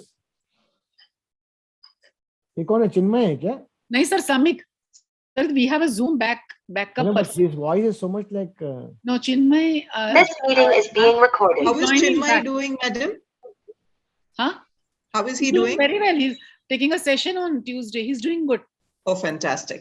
Chinmay is a fighter, man. I know. Okay, so we are all back. Group 1, can you quickly share with us one episode? Yes, sir. We have thought one thing. Sir, the thing is that there was a paper publication done in our department and 5 of the colleagues contributed. But when the paper was sent for publications, the name of only 4 was included. So the 5th who came to know, he became very aggressive. And he immediately called all the force, and he also contacted the HOD that this cannot be the scene, and his name has to be included. Otherwise, he will just call up the publication house and he will write a letter that the contribution of others, some people are not recognized. So he becomes very aggressive, and after that, his suggestion was taken up. Okay. So he got success, no, sir. What is the problem? Yeah. And passive means wait, sir. Wait. Let us discuss this. He got success. So what is the problem? The problem is that because he got success because of his aggression. But ultimately there was some loss of that the good feeling or good relationship between the peers. So how could you have managed this? Supposing it was you whose name was missing, what would you have done? So, sir, it depends that what technique I use. I use aggressiveness, passiveness, or assertiveness. So what would you have done to keep relationship and your name still being there? Sir, I would have definitely used the assertiveness. How would you do that? I would have called my friends and tried to explain that, see, I have also contributed in statistical analysis and discussion. So why my name is not included? They would not agree so easily. And if they don't agree, then I will go to my HOD office. HOD, sir, I will include him also and tell him that, sir, this is the issue. I have got the proof that I have also contributed. So, sir, please see if that the my name HOD is a little diplomatic, he'll say you manage it yourself. No, but then I will say to them, if they don't agree, that see that I have also need this publication for promotion. So if you are not included, so it is not fair, then I have to do what is to be done. I will write to the journal head office or the editor that this is my proof of my contribution, that please this name. So writing to the editor and writing for proof is aggression, no? But before that, I will be assertive. I will. Great. So you will use all your techniques of assertion. And if the things still don't work, you go one step ahead, go to a slight aggressive point, and again come back and say, sir, it's only for the benefit of the entire department. Let's go and have a party somewhere. So you come back and bring back all of them together. All right. So you could have tried that. Group number 2. Yes, sir, as aggression is synonymous with my name, I will just explain what happened. It's like at home and workplace. We are 4 doctors in my family, my in-laws, my husband and me. And 12 years back, this incident took place. It was raining very heavily. So MR visited our home. There is a consultation chamber where we do calls and all. So being empathetic, I offered him a cup of coffee because it was raining very heavily, and I just came inside. 2 minutes back after, when I went outside, what I found is that he left all the cartons, wet cartons of his दवाइयों के जो होते हैं, सारा कुछ he left at the doorstep, and he went to the hospital. My hospital is just walking distance from my home. Now मेरा दिमाग बिल्कुल जिसको बोलते हैं aggression is emotional. Yeah, it's very common for you. Yeah, yes, very common for me.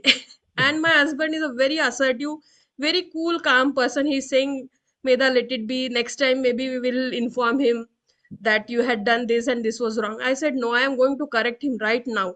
So, bhare barsat mein chhata leke I went to the hospital and I pulled him out and I asked him, come and you pick up all this garbage. What, you would have done this in front of your house? तुमने अपने घर के सामने ऐसा कचरा डाला होता क्या? And so many things I yelled at him. I mean, in all my full blown power. But today, after 12 years, after hearing your session, maybe I could have been assertive and could have told him in a very gently and polite way. The only thing is that he has not made any call after that, after 12 years. He comes to my hospital. बाकी सबका call करता है, मेरे पास नहीं आता है. So this is the disadvantage. That is what is the disadvantage of being aggressive. So it just gives you that momentary pleasure that yes, my whatever I said has been accepted. Great. This is a clear example of how you could have been firm yet polite. Firm is very important. That garbage has to be removed, but you don't have to. मेरे को बताओ, waiter को आपके ऊपर में चिढ़ता है, waiter आपको manipulate कर रहा है, and you are getting aggressive. You are getting more aggressive. Who wins ultimately? The waiter wins. You lose. एक छोटा सा वेटर आके आपको आपको गुस्सा दिला रहा है and you get triggered because of a waiter, so ultimately you are not the winner. It is the waiter who is the winner, and they go and enjoy inside. वो देखो जो टेबल नंबर 4 पे बैठा ना, जा जाके उसके साथ मस्ती कर, वैसी चिढ़ता पता है क्या? And it's so such a fun watching him. I have seen this. Sorry sir, I always realized my life retrospectively. अभी लगता है कि वो That's okay. That's okay. Even if you feel like that, at that age you must have gone like that. But as you progress, these things will be. Yeah, group number 3. Good evening, sir. So this was the incident during my house construction. During that time, my son did some mistake in the puja room. So I became so aggressive and I started scolding him, and he just left the job. And I found very difficult, or I mean, to get one more mason and get my work done. So had I been little assertive, definitely I think I could have got it done by him. Any examples of passivity? I want to hear that. Yes, sir, it is there. Dr. Kushali is waiting. Yeah, Kushali. Kushali. Good one, sir. It has Somaya, happened like this thanks so passive. much. Group 4, Sonali. Yes. Sir, mine is a passive example itself. So we were undergoing a recognition inspection Sir, can you hear me? No. Somebody else was speaking. Sonali was speaking, I think. Sir, I was about to speak from group Kushali, 2. Kushali, yeah. Yes. No. I am from group 5, sir. But Group I 4, also. Group 4. Group 4 is Khushali, sir. Kushali, Group 4 please. is Nikita. Yeah, Nikita, go ahead. about to speak about the passive No. reaction. Let's hear Nikita first. Let's finish the group. If we have time, we'll go back to you. Yes, sir. Sir, we had if we have time, Kushali, I'll come back to you. Is it okay? Yes, sir. Yes, sir. Now, I could have said this in a different way. Kushali, how can you interfere? When I'm talking about group 4, how can group 2 come again? This is how we are following systems. We are going group wise now. How can group 2 come again? Yes, sir. Group 4 should come now, no? Yes, it could have been. Same thing. But the result is Kushali will never talk to me again. No, sir. So let's say the effect is good. Everybody became silent and was wondering what happened to Chari sir. And you all now listen to me carefully. But then I lose relationship because same thing could have been Kushali. I think we'll wait for some time. Let Nikita finish, and if we time permits, I'll come back to you. Is it okay? Yes, Excellent role play, sir. Excellent role play. Okay, thank you. Sir. Start your video. Nikita, go ahead. Yes, sir. Sir, so we have a Start your video, please. Yes, ma'am. Nikita. Forgot about it. No. We had a recognition inspection this year, and where we were asked to make everybody clear the examination. So out of 70, everybody was given 35, even if the kid got a 2 or a 3 on their paper, and we were made to do that. And we succumbed to it. But later on, we found out that the other departments did not. So this was an example where I thought it just came back to me with your session that we could have been assertive about it, maintain the sanctity of the examination. Yeah, exam. When phone calls come to you before the exam and somebody asks you to give 18 out of 20 for this guy who is known to the management guy, you still want to give him only 15 or 13 because somebody who is genuine is better than him, and you don't. So you can be assertive at those times also and not be passive. Everything happens every day to us. Last group, please. Yes, sir. I will be speaking. Sir. Yeah, Sonali. Yeah. Sir, it's the incident just recently. It happened in the month of December. Our college people, the management of the dental college, they said that the OPD is reducing. So, and the revenue is not much. So we all have decided the students will not work. The faculties will do all the patient and students will not work, whether it's postgrad or undergrad, all work has to be done by the faculty. So obviously all the faculties were a little upset in the sense that they said we do patients, but we have to teach also. How can we not allow the postgrads to do? They have to learn. It's the time for them to learn. And we are 3 professors in the department, me, HOD and the present principal. So the 2 senior to me, of course, they are very senior. Of course, the principal is just 1 year senior to me. both of them were not in that list of doing patients and all. And being myself one of the senior faculty, I was doing patients. So I told the HOD about it, ma'am, why don't you put in a word? Because the students need to work. I am here to teach them, and they are students, they are paid fees, they should be taught. But 1 month is a huge loss for them. So she was like कि यार सुनेगा कौन, यहाँ कोई किसी का सुनता नहीं है. So the same feeling was there with me. मैंने कहा मैडम मेरा भी कोई नहीं सुनेगा, आपका नहीं सुनेगा तो मेरा कौन सुनेगा. So that passive thing was there, and we 1 month all the faculty we worked, all patients we did, OPD we did all patients, like we remembered our postgrads day that we are doing lab work, we are doing patient, everything we were doing for 1 month. And academics were all suffered because we could not do anything with the, and I had work because final exams and internship, everything had to plan. So finally what happened? So finally what happened, we had to do patients, and then at the end of the month they came out with a list who has done the maximum revenue. So okay. But thing is that I couldn't be aggressive because they said you have to do, if you don't want to do, then you be ready to leave. But difficult situation. Anybody has an answer for her? So it was very what could difficult. You have done? Yeah, I understand. We understood, sir. We understood, Yes, Sonali. I Yes. want to know what others could have done in this situation. They could have been more assertive and convincing the management that your revenue also will be generated, and we will see to that the students and the postgraduate work to that level that satisfies your the question what you have, like the revenue is not there. So see to that the revenue is generated, at the same time students also get to work. And for that, these three people should come together, Yes, and they should speak the same voice. So if I were Sonali, I would have seen to it that my not so senior boss and very senior boss, they are all working in unison. And believe me, Sonali, age and gender should never come between assertion.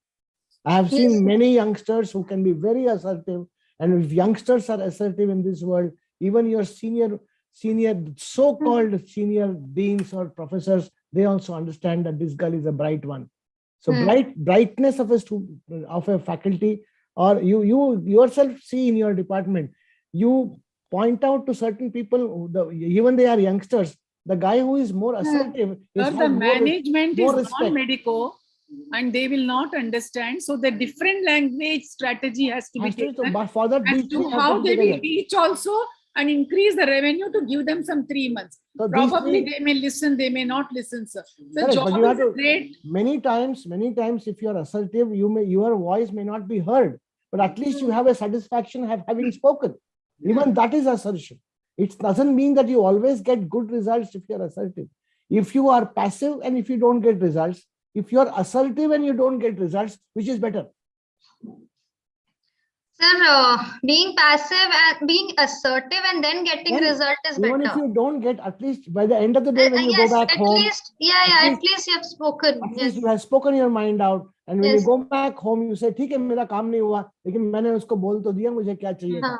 Sir, give me one chance, sir, to speak. Yeah, please. Achha. All of you, dear participants, esteemed faculty, I have been very passive, not forcing you on educational project, but I am assertive now. Okay, my God. That none of you can get a certification if the this thing is not done. The educational project is not completed. And I'm going to be finally signing on each of the 36. Okay, one. Secondly, I want to know if anybody, please write in the chat box, or if you want to write on my mobile privately, who have not contacted your mentors still. I have received many messages from at least 5 or 6 mentors that they have not been contacted. One. And so I don't want to be aggressive, but I definitely want to be assertive now, that on 11th, if you have not contacted your whatever reason, exam, NAC, marriage, divorce or anything. So I'm getting little aggressive, but don't make me that person who can be really, I can be really aggressive, but I have absolutely mellowed down now. So let me be like that.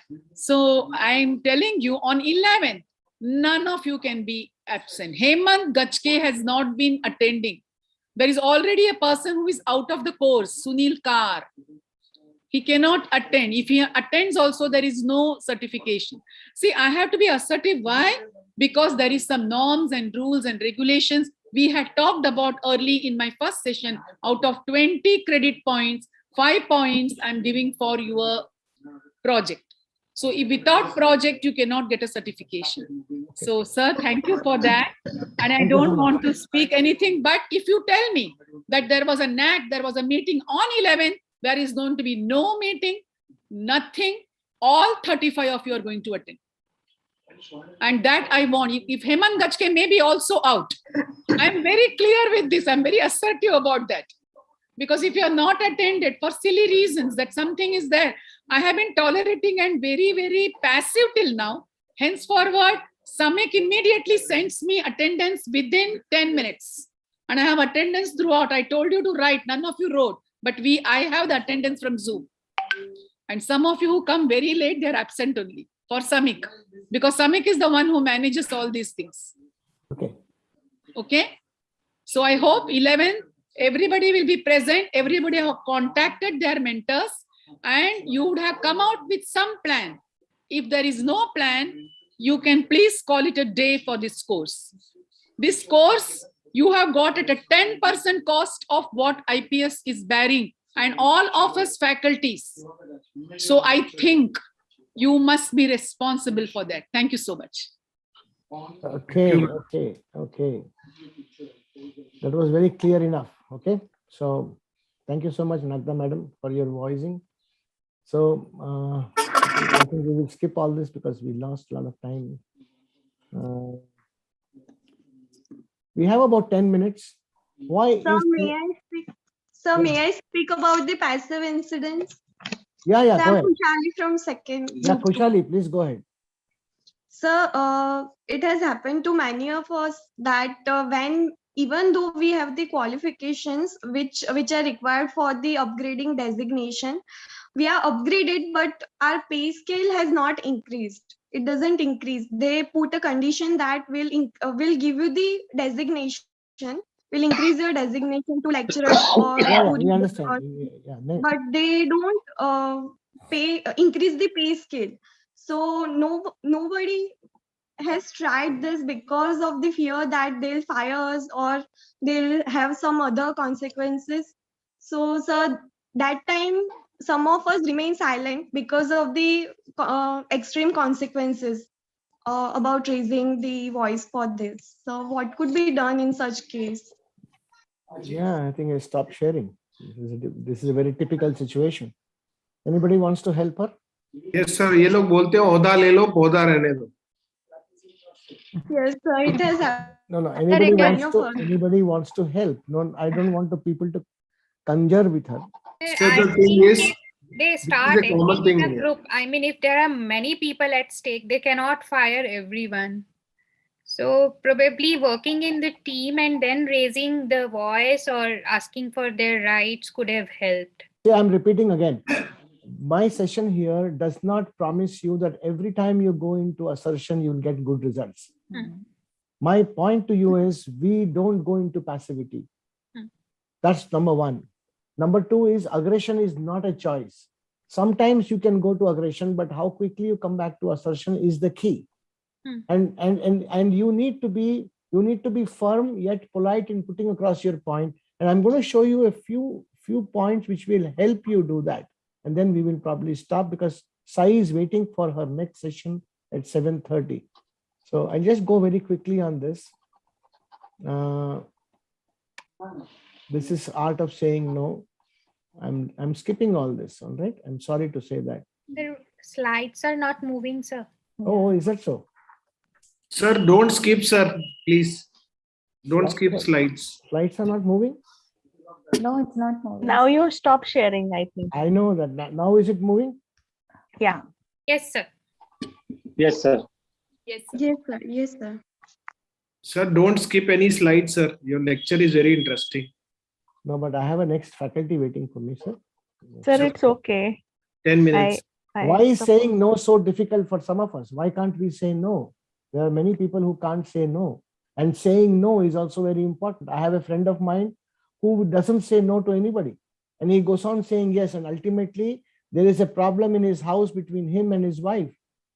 After 45 years of marriage, the wife came to me yesterday and she was almost in tears. She says, in Marathi, she told me, "Kaitari kara, do something about us. You keep lecturing here and there. And my husband will never stay at home and he can't say no. He's got diabetes, he's got hypertension, all this only because he cannot say no." You know why? There are reasons. Others will get annoyed with me. I will be letting them down. I am being rude or selfish if I say no. I am known to say yes, so how can I say no? People recognize me and know me and I got respect because I don't, this is self-made, self-created. They will think I'm arrogant if I say no. If it's the boss, I might lose the job. I might lose his trust. If it's my job, so I have to do it. I may find it difficult to ask for a favor next time in future if I say no to them. I will become unpopular. I am popular and liked because I don't say no. People love me because I keep on saying yes. They keep on referring to me. Oh, go Suresh ke paas jao yaar, kabhi nahi bolta. But then these things I may get physically, okay. All this maybe, I'm skipping this, please. If this is happening to you, then stop always saying yes. Are you getting a reputation of a doormat? Are you getting a feeling, God, why only me? Do you get this feeling sometimes? Mere saath hi kyun aisa hota hai? Why I don't find time for myself? Why I don't find time for my family? Are you becoming overworked or stressed at workplace or at home? Do you find no time for your own work leading to frustration? Do you have hidden resentments against people who asked you to do their work? Are you losing your temper at soft targets at home? Of late, are you losing your temper at your children, at your mother, at your father? At home, are you losing your temper at, you understand soft targets at home? If it's happening to you, are you becoming more and more aggressive? Remember, you have the right to say no, but you can tell this assertively. Sometimes aggressive, especially when people force you to do things you never want to do, their no means no. I understand that. I feel, I think, I want you to, I need, start your sentences with that. The best way to start is, I understand what you're trying to say, but let me add something. I understand is a wonderful way of empathizing. I understand. This could be in any language, not English. मैं समझता हूँ क्या हो रहा है तेरे में, but मेरी बात तो सुनो. I understand is an excellent way of starting a conversation if you want to be assertive. I'm upset about this, but then you add something. I would prefer that this could have happened like this. And in a very strong case, you can be very firm and say, I'm sorry, I really can't come today. I can show you hundreds of examples if we had time of where you can. आपका क्या है sir, हमारी जिंदगी में आके देखो कितने problem है, आपको तो सब हो गया सर, आपको पता है. This could be your reaction. No one in this world can hurt you unless you allow them to hurt you. Then of course you are hurting yourself. No one in this world can hurt you unless you allow them to hurt. Because you will be treated the way you permit people to treat you. I'm repeating, you will be treated the way you permit. If you allow people, you are passive, people will keep on treating you as if you are passive and use you as a doormat and walk ahead of you. People will treat you exactly the way that you permit people to treat you. So it's your mistake, not people's mistake, when you are being treated in a particular manner which you don't like. Always operate from your strength. If you operate from your weakness, you will never gain respect, including your own respect. You are still free to live your own way, but please don't sulk and stop to think about this. Assertiveness does not mean being rude. Assertiveness does not mean being rude. And for heaven's sake, don't say, "Ajao, idhar ajao, main abhi assertive hone wala hu." Don't say, "Main abhi aggressive hone wala hu. Aaj tak ke main bahut passive thi, ab main assertive hone wala hu." This is not the way you start a sentence. It is just done without using this word assertive, aggressive, passive. You can't go to your father today evening and tell him that, "Sir, Papa, aap bahut aggressive ho rahe hain, thoda assertive ho jao." He will be shocked, "Kahan se aaye tu? What's wrong with you?" Yesterday, kal tak ke theek tha, abhi kya ho gaya? Please don't use these words of my training program at your house. These are actions which has to be done. These are not things or words which should be used in your conversation. And it's a skill which can be learned. You may go to aggression or passivity many times, depending on the situation. I have gone into my wife was very upset with certain things, and I knew at this point of time, if I talk to her, she will again boil down and boil up more. So I looked at her and I said, Sham ko baat karte. Sham ko baat karte is postponing an event, and it's a very good trick to use with your spouse. And used in the evening when she cools down, you probably go and nudge her and say, kya ho gaya? Subah kya ho gaya tha? Did my mother say something to you? So you can get back people when you decide when and where to speak that, depending on the situation, but don't get hooked on to aggression and passive. Come back to assertion as quickly as possible. How is more important than what in saying no?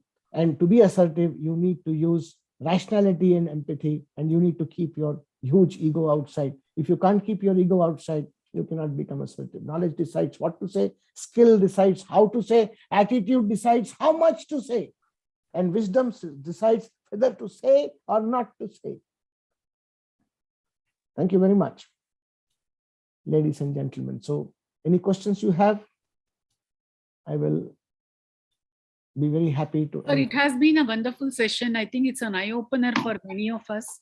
Yes. Because somewhere down the line, everybody has personality where we are either passive or aggressive, never assertive. So many times you are passive at home also. But when you think that somebody is trying your patience, you become aggressive. Instead of being assertive with my husband, sometimes I become aggressive. So, sir, presently I say my husband because my children are outside, sir. Thank God. So we both of us are here. So that is the reason he is the only target probably. Soft target. Yes, soft target. But sir, over a period of time, we understand each other, so that's okay. Yeah. That is no problem at all. Correct. But in the college, many a times, you are not wanting to say because kaisa sabse jhagda karega. There are some negative characters in the department, sir. They always will say, हमको क्या मिलेगा, ये क्यों करने का है, वैसे Darshana knows. So, and even Avinash knows. So what happens is, then you become, kisko muh kaun lagega? So that was the mistake actually, I feel. Many a times I felt even that time, that if you allow them to do that, negative, they spread the claws of negativity in the department. So what I request all of you is, as sir said, use your wisdom. When to intervene and when not to intervene. Yeah. And one beautiful sentence is that no one can hurt, even your spouse cannot hurt you unless you allow it to. It cannot go in your blood. It's only your ego which comes. So if you allow it to go, then things will not happen that way. But in the department, I think there are various types of people. And many a times the prosthodontists are intelligent, but lot of people want to shirk work, काम चोर ऐसा हम बोलते हैं, क्योंकि शाम को clinic में प्रैक्टिस करने का है ऐसा, और मे बी मेरे को क्या मिला इसमें से, मेरा थोड़ी पगार बढ़ गया कि नैक का भी काम करने का, वो भी करने का, ये भी करने का, और उसको तो मस्का लगाने का है डीन से, ऐसा नहीं. Everybody has to share the responsibility. And somewhere down the line, instead of complaining, we have to change our language of talk, even with the management. And I think in between is assertiveness. So not being passive or not being aggressive, as aggressiveness will make the friends go away from us. So that was a wonderful talk, sir. And I think it was very clear because you make them interact, reflect on their experiences, and you started also with those questions of EQ, IQ, and EI. So on the whole, it was a very enriching experience for them. So it's 7:30. I'm sorry, 2 minutes. Chari sir, one question, sir. Thank you, sir. Yeah. Chari sir, can I speak? Who is that? Sir, I am Dr. Sanjay, sir. Yeah, Sanjay, go ahead. Sir, about the 37 question you asked. So you got some yes or no, sir, something about that, sir. Actually, try to see that most of the things should be no. Most of the answers should be no. And if there is some, and it's not, none of us can get all no's. None of us can get all the no's. The effort should be to see that, understand why this is becoming yes for me. Where am I going into passivity because this is yes? And how can I convert that yes into no? That is a continuous process for us lifelong, sir. So all those statements generally have to be a yes statement, and you cannot say no statements. You have to convert that no into yes into no. Thank you, sir. Thank you. Sir, if there is a assertiveness workshop coming up, please let me know. I'll try to attend. You have to practicing this much, Medha. What you have learned today, start practicing. Then the next step. Start practicing at home. I again request. And on the 18th, you're going to have a wonderful sessions on difficult conversation. Sir, actually, we call it crucial, but crucial conversation, there is already a book. So we don't want to call that. So we call it as difficult conversations. And I am going to take such a session, appreciative inquiry, sir, whole session. I'll be there. Thank you so much. Sir, I want you to join me. I'll do that. Thank you so much, and God bless you. I'm already late. Madam, sir, just allow me to post one very nice forward, which I have got it exactly fits into sir's lecture today. So I'll just put it in my our group, sir. Okay, please. So that one of my faculty forwarded today. So why don't you put it in the chat box also? Ma'am. Okay, doesn't matter. I'll just put it in a group, then we'll delete it. Yes. Okay, fine. Thank you, sir. Thank you. Yes. I will leave. Thank you so much, sir. Thank you, sir. Thank you. God bless you. The next session is going to be taken by Said Deshmukh Deshpande and also Vibha Shetty, and it's going to be on simulations and digital dentistry. And post cursor to that, on Tuesday, you will have a good session with Chinmay on digital these things and all. And I'm going to give you, after both the sessions, an assignment to do. And actually, those who are in Chennai, you know that Sabita has got a real good simulators, and they call it the white coat lab and this and that and all those things. White lab and all, sorry, not white coat, white lab. And I want lab, ma'am. Yeah. No, prosthetic mein alag hai, usme alag hai. I had a word with them. I am getting them to talk to you people sometime. I'll ask. I have already told Deepak. So Deepak has put me in touch with somebody. So let us see what they show you, their experience of this digital dentistry. But I think today you hear out and you share with them your experiences. Thank you. Vibha and Sai, you can take over. Yeah, thank you, ma'am. Good evening, everyone. And I think there are sessions in this course. There are two types of sessions. One is the ones who make you a better teacher or a facilitator, and the others are the ones who make you a better human being. And I think the session by Chari sir was, working on the self and, making you a better person. So it was thoroughly enjoyable. And the other session that we'll be taking is more aimed at making you a, even better facilitator and a That teacher. is a supplementary to your session, because a good teacher is a good human being. Yeah. Right. So I'll share my screen with you all. And this session is presented to you from me, Dr. Vibha Shetty Madam, and Dr. Chinmay Shah, who has helped a lot in formulating the contents. So let me start. Laboratory skills and simulations in dental education. To begin with, let us chat for some time. What comes to your mind when you think of skill? The term skill. Let us have some answers. What does skill mean? Ability to do something. Yes, Art. ability to do something. Art. Art, yeah. Skill. Different from routine work. Different from routine work. Okay. Perfection in anything done. Skill. Yes. Expertise. Mastering the art or mastering the art or mastering the art of quality. doing something in an orderly way. Right, that is a very good point. In Automatically. orderly way. Okay. Automatically. Automation. Okay. Right. And It's a learned ability. Comes with practice, repeated practice. Right. So it is a learned ability. An appreciable work by others. Okay. Okay. All right. So thank you all for commenting.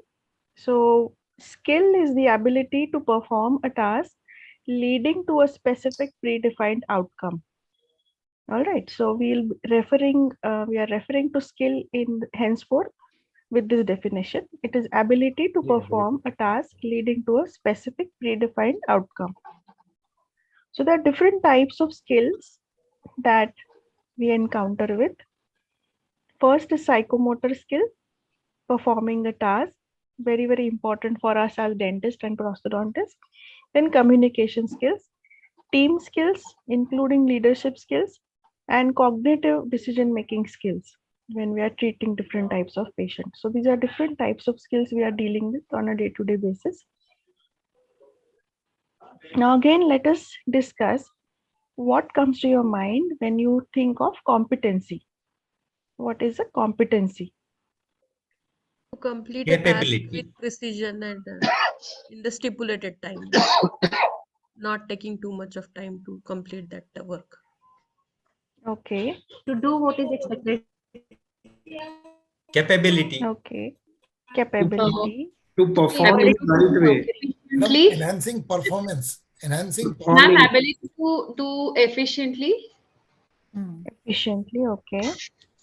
Ability to perform a task skillfully without any supervision. Okay, without any supervision. Ma'am, it's the capability to apply knowledge and skill to perform a particular work. Okay, so knowledge and skill. Okay. Okay. Anybody else? Proficiency.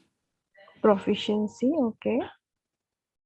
All right. So let us see what the Required. definition says. Thank you all for your comments. Competency is the habitual and judicious use of communication, knowledge, technical skills, clinical reasoning, attitude, values, and reflections in a daily practice for the benefit of the individual and the community being served.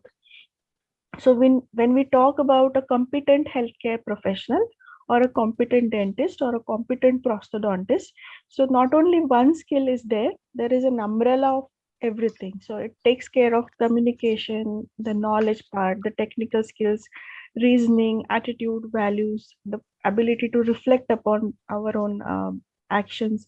So this is an all-encompassing thing, and that is what is competency is. Okay. So let us move forward, and this is our very oftenly visited pyramid, which shows us the various levels. So knows how, does, shows and does. So what we are dealing today is with the top of the pyramid, that is shows and does. Okay, so demonstration of learning and performance integrated into practice. So today's session is involving these two hierarchical levels or Miller's pyramid of competency. So in our prosthodontic practice or in the institution as a teacher, this is our preclinical setup, and on the bottom you can see the clinical setup. And the journey from preclinical to clinical setup is the journey what we witness, what we do teaching, learning, and what we do for assessment. It is this journey of any particular student that we are involved in. So let us ask two questions. What constitutes expertise, and when does an individual become an expert? And what are the differences between a novice and expert thinking? All right. So can we have some quick answers? What constitutes an expertise? What do you think? When does an individual becomes expert? Over a period of Practice and experience. Experience. Practice and experience. And apply Knowledge, without skill, and assistance. experience combined makes an expert. So all of you, can you answer what is the difference between shows and does?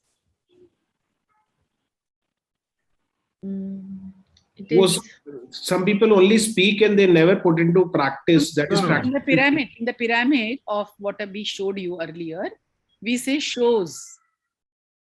It's under observation of. Yes. Yeah. It's under observation.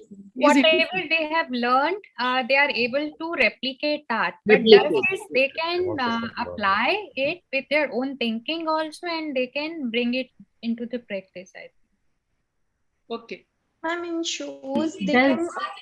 explain how it is done, how something is done, and indoors they actually do it.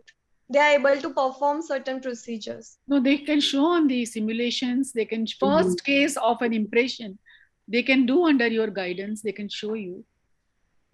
And also it's on the OSCE, on the OSFI.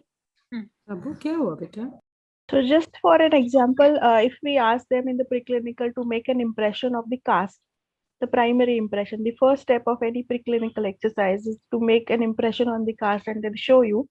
So that comes into your shows. And in the final year, they do it on a patient, make a primary impression. So that is your does aspect of that primary impression training. Okay, so the training happens from the preclinical years to the clinical years. All right, so let us move forward with this. So there is a continuum which is explained by Dreyfus brothers, which is a 5-stage development continuum from novice to expert. So like we take the example of Bharatnatyam, the one who is learning. At the left, the student is learning, and on the right, the student is performing the Arangetram or the actual performance independent on the stage, right? So the novice goes to advanced beginner, he goes to competent professional, then becomes a proficient one and becomes an expert. So this is the continuum that was explained, and let us go into a bit of a detail here. So what happens when these stages are getting formed and the person is evolving? A novice has a vertical or a compartmentalized knowledge in his brain. The information is compartmentalized and largely unlinked to the other topics. And they employ an inefficient trial and error approach since they lack the pre-existing network that allow fast retrieval of pertinent information. So they know things and they have the information in their brain. However, when they move to become an expert, this information is integrated. Okay, so this integrated neural network facilitates instantaneous retrieval of the chains of information relevant to that particular task performance or a problem assessment.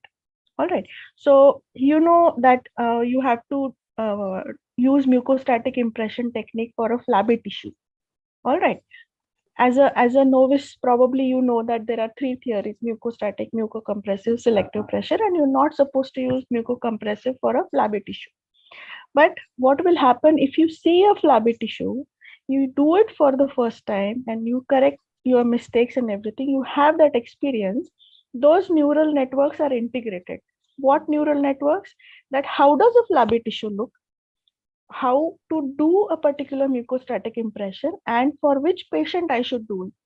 Okay, so these informations are never compartmentalized, they are interlinked. And the moment next time I see a particular flabby tissue patient, I'm immediately able to change my impression making technique and use alginate or impression plaster or whatever technique I want to use. Right. So that is the evolution of a novice to an expert. So this is the information about memory storage. Now, in this particular teaching a technical skill, when we're teaching a technical skill, there are 3 phases. The first phase is the early or a cognitive phase, which is consciously developing a routine with cues from the facilitator. Okay. Then the student goes into intermediate or associative phase, where the component part starts getting integrated. And then final or autonomous phase, when the skills become automatic. Right. So here the boxes on the right in the yellow color that you see is our job.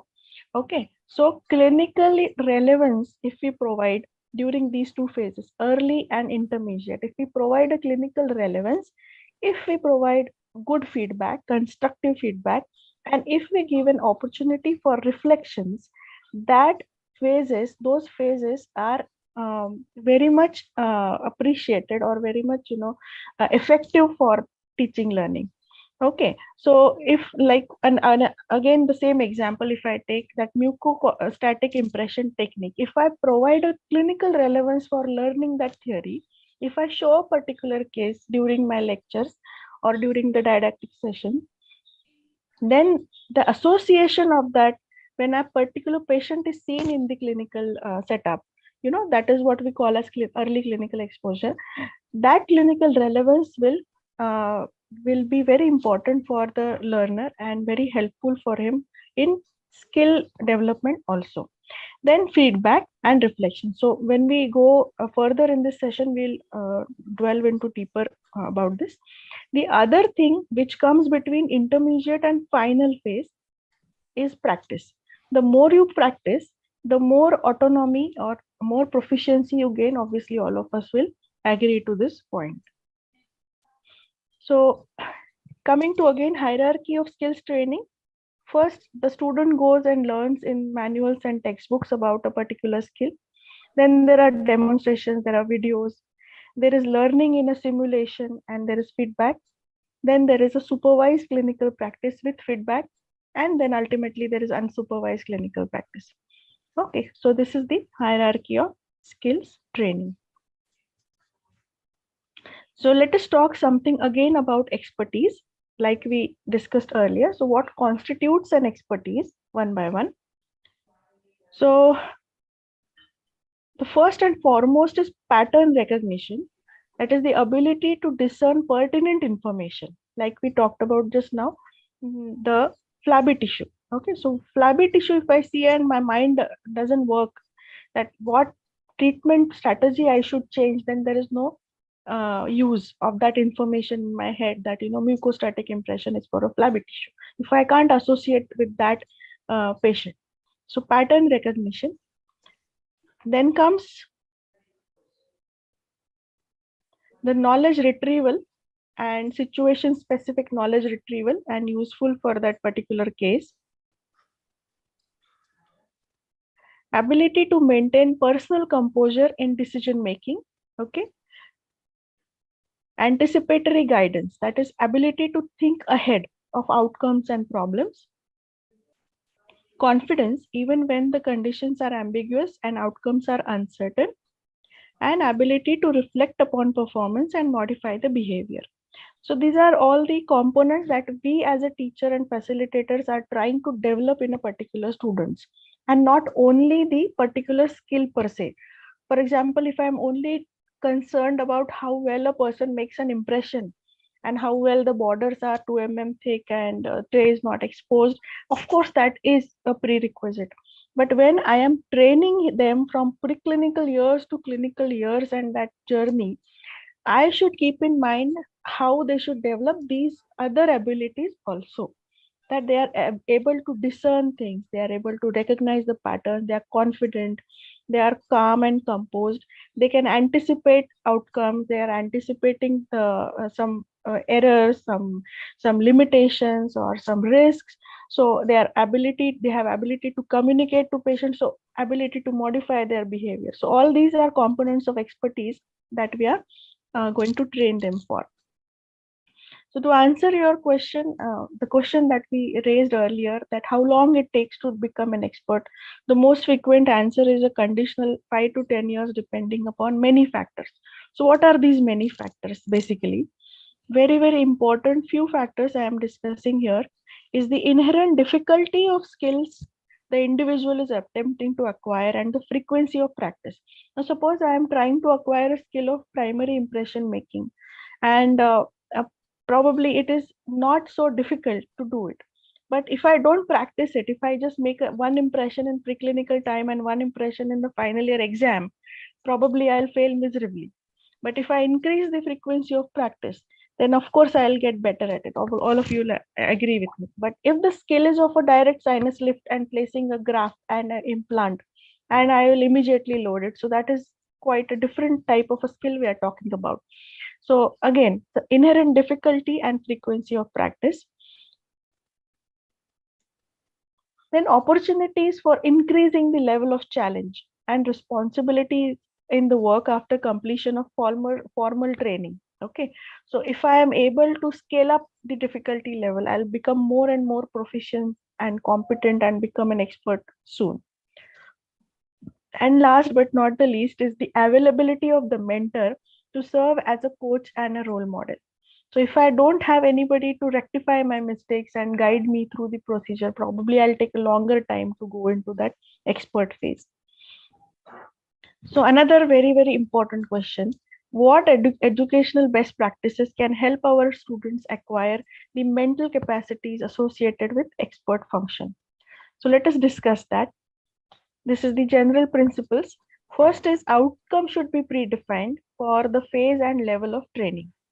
Okay, we develop our specific learning objectives for our didactic lectures or any sessions for that matters. The outcome for skill training should also be predefined, and probably we miss that sometimes because we think that it is understood that what is the outcome. You should be able to do fabricate a complete denture for a particular patient, but then we never specify as to how well or how many or how, we don't specify. So predefined outcomes for skills training, standard and approved process of acquisition, including the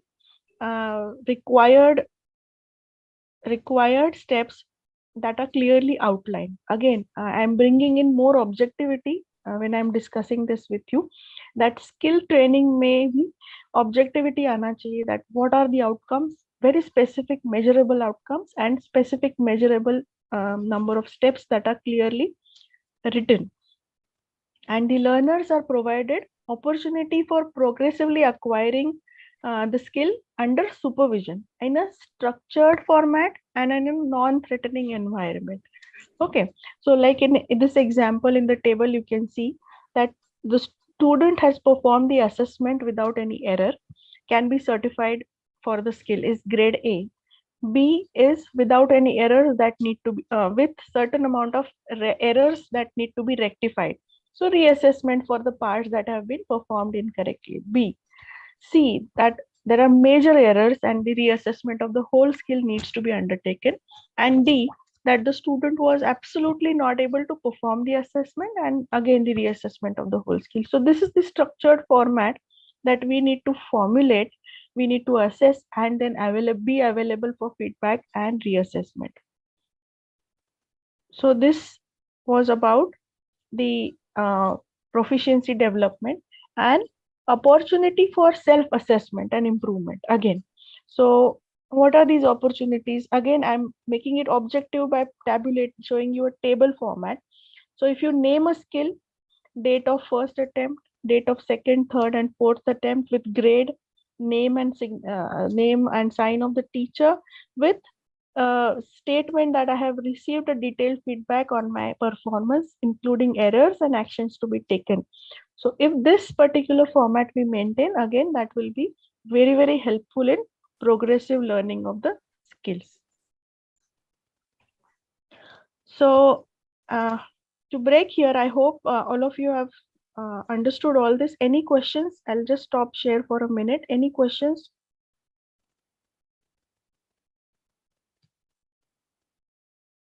Okay, shall I move ahead? Yes. Okay, all right. So let us see some theoretical backgrounds as to what are the approaches of skill training. Okay, traditionally there was an approach that see one, do one. Dekho or sikho, you learn by seeing, observing. Okay, the more recently there are reported a different type of approach by Walker and Payton.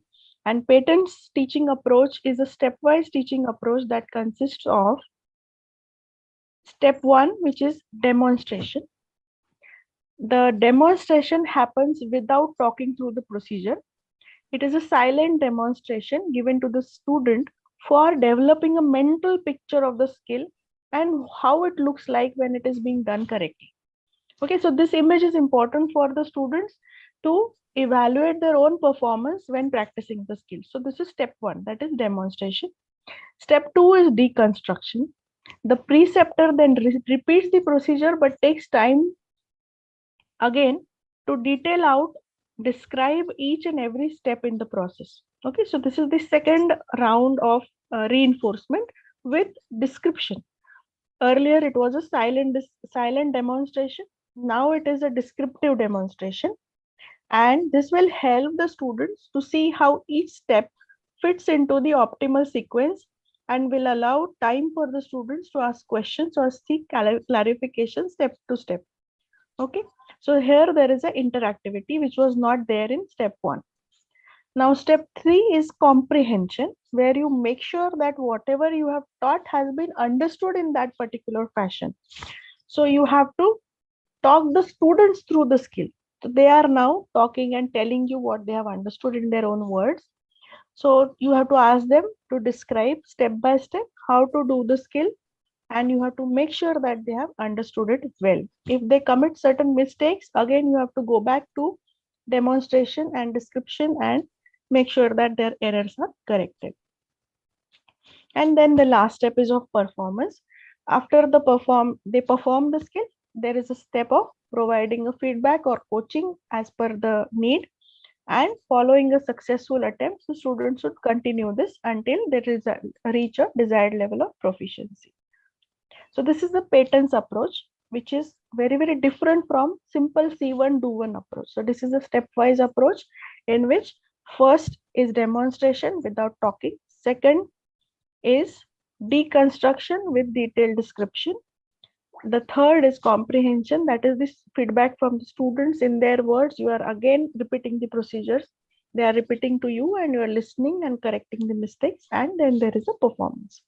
So performance with feedback or coaching as per the need. All right, so patents approach. So here I hand over this session to Vibha madam. Vibha madam. As a transition, I want them to, all of you to inform us as to why this session is being taken. How it will help you. Madam, please repeat what you said, madam. How is this session going to be applied at your college? Student evaluation. I'm in a session. Madam, I'm sure, I think they will address it in their group sessions. Yeah, but you know, Vibha, just to break their silence and bring them back to the fore, I am asking them to think, not for anything else. All of you are with us? Yes. Yes, ma'am. Yes, ma'am. I think in today's situation where we are not able to take physical classes, this is going to be really helpful in evaluating as well. We are going to have our BDS exams very soon, but we have not been able to take too many physical classes and demos. So I think assessment by this method is also going to help us. No, we can use this for even physical also. Exactly. Yeah. Yes, ma'am. No, this is mainly for assessing the outcomes. Yes. We can apply in physical. I was relating in today's scenario, this is going to be really helpful. What will you apply? Ma'am, we have group activities actually in the end for each group. Probably we'll be telling them to formulate a module. Today what I found was many of them are video off, and when you said any doubt, nobody answered. So, so I did that. Okay. This is assertive, being assertive. Jugad. Vibha ma'am, should I continue sharing or you? Yes, please. Yes, yes. Okay, ma'am. All right. So at this point, good evening, everybody. I'm going to repeat a question that Sai asked at the beginning of this session. Now that you have heard her speaking so much about teaching skills, can you tell me the difference between competence and performance? Anybody? Performance is doing, ma'am. It comes in the does part. Okay. Ma'am, performing with the efficiency. Okay. That is competency. Performing with efficiency. Something you is perform competency. efficiently, that is your competency. Okay. Okay, let me rephrase this question. If we have to speak about competence and performance in terms of a Venn diagram, how will you draw this? First competency, then performance. Kavita, please go ahead. Yes, ma'am. Competency will come within proficiency or excellency. Competency it will come within performance will come. Yeah. Okay, Dr. Kathleen, can we get you? Ma'am, the performance will be within the competency, ma'am. It's a circle within the competency. Yes. So that is the whole point. Okay. That when you show and when you do, showing is a skill, doing is competence. Competence is a complete, Sai showed the pattern of the various aspects of skill development. So there was knowledge, there was ability to do, there was assessment, there was feedback. All of that together builds a competent individual. So performance is essentially a subset of competence, as Dr. Kathleen very rightly said. So this slide here demonstrates to us the process of building competence. Yes, as prosthodontists, we are very familiar with imparting skills because we believe that our whole subject is about skills, right? But tell me, how many of you, when you join the first 6 months of your BDS program, except for Nagda ma'am here, all of you have done your BDS program after I have. So therefore, tell me, how many of you in the first 6 months of your BDS program were in doubt whether you were setting out for a medical degree or ya kuch aur? True, ma'am. I took admission in BDS only because I didn't get in medical. That was Medicine. one point. Acha, theek hai. Anything else that you felt after you joined here? Yeah, first term of dentistry was just unaware of and such confusing things. First term usi mein gaya, then studying about anatomy and looking at the bones and the skull and all. Then later on got to know the subjects and the resources and the college. Anybody else? Any other input? When we were doing the dental material thing predominantly, that used to be there. So we were not able to relate. Why are we doing this? I mean, we are mixing plaster. We are mixing so many things. Bilkul. Bilkul. I was so confused. Kya main doctor bane wali hu ya masonry karne aayi hu? I was making cubes. I was wondering, kyun kar rahe ye? Why are we making these cubes? Ma'am, I wanted to say that, ma'am. Cubes. and rubbing that with those piles and all. Exactly. Exactly. So we all identified, and let us not forget as teachers that our students are going through the same emotions. They are going through the same set of, what exactly is this? And that is where we need to explain to them that today you're learning things in vertical, but at some point of time, the cross connections will happen, and that's when you will become an expert. And so therefore, in my session of a few slides, we are going to be talking about how we can ensure that we build competency into that performance. Okay, so if you look at this slide about planning a skill session, this is about a skill session, but it's truly reflective of anything. That you first, as a teacher, define your objectives, you make your lesson plan, and then you deliver, you make sure that you have imparted the knowledge sessions either directly or indirectly, either giving a theory class, or you're asking the student to do some reading, or you're sending some learning material, whatever methodology. After which we try and impart the skill, because that is when the student can really understand much better. You know the Chinese proverb, right? You give somebody a fish and they will eat for a day. You teach them how to fish and they will eat for a lifetime. Same thing. If we teach them why we're doing it, then that skill that they learn stays much more easily with them. Then, of course, we plan assessment, which can be formative or summative. You use your logbook, which can serve as a form of reflective learning. And then you create your resources, you create guides, you create manuals for yourself and your colleagues as faculty, for students. So therefore, they know what is expected of them, what is going to give them that good grade, or even the OSPI chart that Sai had presented, that was very clear about how the student has progressed. So when we show that OSPI chart to the student, the student himself or herself knows where they have to fix their learning, right? We are here only as facilitators. May I go to the next slide, please, Sai?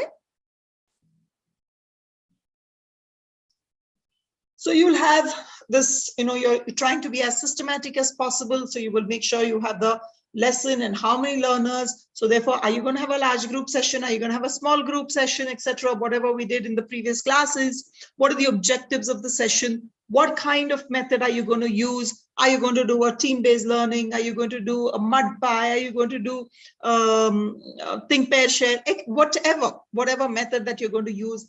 What is the breakup of the session? There could be several pieces to that session. For instance, let us say you're teaching them how to make our famous cube, right? So you will first teach them how, you will give them a demonstration of how to mix plaster. Then you will show them a demonstration. We have a new addition to our class today, Dr. Sonali. He's damn cute. So therefore, you will ask them how to mix plaster.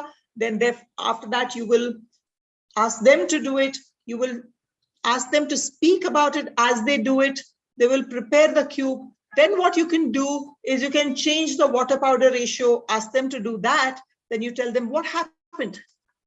Did it set too quickly? Did it not set at all? So what could be the possible reasons? Ask them to use hot water. Ask them to, ask them to make variations. So all that you have to break up because you still have to work within a time frame. And what are the teaching aids you require? Do you need a PPT? Do you need a projector? What kind of methodology you're going to use? What kind of infrastructure? You will need a wall or a white screen. Should you send any learning material in advance, and what kind of assessment method? Can we go to the next slide, Ma? Sai? So one of the simplest ways of making sure that your student comes with adequate knowledge to your class is to use a flipped teaching, where you send them the material in advance, and then you can have small group discussions within the class before you actually start the demonstration. So you can record your videos stepwise. You can use an LMS if you have one. If you don't, we frequently use the class WhatsApp group. So we usually send these videos on WhatsApp. So everybody has access to it. They can look at it anywhere when they are on the metro, when they are in their cab, and they can check before they come into class what was sent. So everybody's coming in with a fair degree of knowledge. Even if they may not be experts, they have a fair knowledge about what's going on. Then they may have doubts. Some completely difficult students may not have gone through those videos also. So you have a group discussion. So therefore, everybody is reasonably familiar. And then you demonstrate, you allow them to do it, and you give feedback. Sai, next slide. Peer learning. I find this extremely useful. So what we do is we have a team of 4 people at a table, and we ask them like one step. Let's say we are asking them to make occlusal rims. Then we ask the students who is sitting adjacent to each other to actually judge the other person's occlusal rim and say what is good and what is bad about it. And then we come and we give the same assessment. So one is the person who is being assessed knows by now what they can do. The one who did the first assessment also knows whether they were right in their assessment or wrong in their assessment. So when they do their work, it is very useful. The other thing we like to do is involve postgraduates in our preclinical teaching, because that invariably helps them as well. When they teach preclinical work to the students and they're making mistakes and they're correcting the mistakes, that is very useful for the PGs to learn. Next slide, Ma. Early clinical as well as lab exposure to provide context. This is exactly what we were saying. Had we gone to a laboratory in the clinics and seen how they're mixing plaster and pouring it into impressions, then we wouldn't have complained when we were making those cubes. But because we didn't know what was the end purpose, that is why we were very, very bored while we were making those cubes. You know, a lot of students find dental materials the most difficult subject to pass simply because, you know, they're not excited. There is no stimulation in the subject. And to make matters worse, so today in our college, we teach physical and mechanical properties at the end. So we mention it in every material class, but the actual definitions and the actual impact, the import, everything we teach in the end. So it makes so much sense. But whereas if you learn it right in the beginning, you know, you pass that NEET exam with so much difficulty, you thought you had left all that physics and chemistry behind. You know, so you that becomes a turn off. So therefore, giving them some clinical and lab exposure makes them more excited about what they are doing in the preclinical classes. Next slide, Ma. Self-assessment and reflective learning. We use our logbooks very often for this because very obviously all of us make our students write the steps in the logbook. So then we ask them to open the logbook. So we usually ask them by the first or the second class, the steps have to be written in the logbook. Then they can use those steps and see whether they are doing it right, whether what went wrong today, what could they do better. Next slide, Ma. And the learning environment. So what kind of environment? You know, you have a nice airy room that you know, as it is, laboratories, prosthetic laboratories tend to be so hot. We have the gas burners going on. We have, you know, inadequate ventilation sometimes. Some gas could be leaking. So always make sure that you have nice airy labs. Put your foot down with your managements. I know some managements can be very hard, but as much as possible, get ventilation in. So one is, you know, it's physically conducive for learning. Number two is what kind of stimulation are we giving students? For instance, this morning at the ISPRP conference, I heard this very interesting lecture on how to teach on indirect vision and how to teach indirect vision. Now, all of us crown cutting, our final year students will be bending over at a weird 120-degree angle to do that upper to posterior tooth preparation, right? But how do we teach them indirect vision?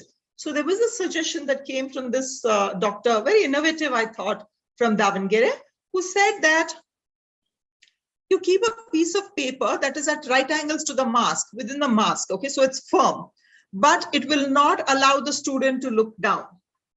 And then you keep a mirror in front and he looks into that image only and works here. So it is a way of initiating training on indirect vision, on getting people to not look directly, because all of us have to work for a good 45 to 50 years at least, right? And we want our backs and our eyes to last for that long. So therefore, that training has to happen in our laboratories. Of course, if you have nice, you know, new technology equipment like monitors that can be cameras with monitors that will allow you to give a demo and then it will transmit it to a monitor somewhere else, that is fantastic. Otherwise, use a tripod and use your phone. Dr. Chari sir was just talking about Jugaad, about management. And somebody in our group said prosthetics is all about management. So is teaching lab skills. If you don't have everything with you just now, all of us cannot be working in a Savita. They're fantastic, but we have to work within what we have. And therefore, use your imagination, use a tripod and your phone. Make sure you can do the, photograph or make a video of the practical skill that you're demonstrating and transfer that to a, what is it called? Chromecast it to a monitor and you're done. It's all very simple and hardly requires any kind of infrastructure. Sai, are we Yes. So at this point, I'm going to hand this over to Sai. Do we have any questions?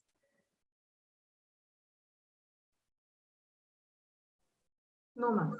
Okay. All right. So in that case, Sai, thank you. Yeah. Thank you. Thank you, ma'am. So to move ahead, anybody wants to speak? Yeah, Chinmay here. Good evening, Yes, sir. yes, sir. Yeah, just I want to say that whatever madam has said, everything, and over and above that, what we can do is we can install CCTV in that skill station area, and whatever is recorded in that CCTV, then person himself or herself can see that what he has done and how he has done, and it is like a retrospective self-analysis that also can be added in the skill lab. Like a video Afterward. camera, Chinmay, and Yes. it's a mirror learning. Yeah, you're seeing the learning, what is happening, and you correct, like how you dress up in the front of a mirror. Yes, You yes. correct it. Yeah. So these Yes. both can be done. Okay, ma'am. Thank you. Thank Right. you. Thank you, sir. Thank you for that valuable comment. I think that's a brilliant idea to, observe yourself after, you have done the performance of a skill and then learn from your own performance. Right. So coming to the assessment part, we can have a direct observation of procedural skills, DOPS, mini CX, and OSPI.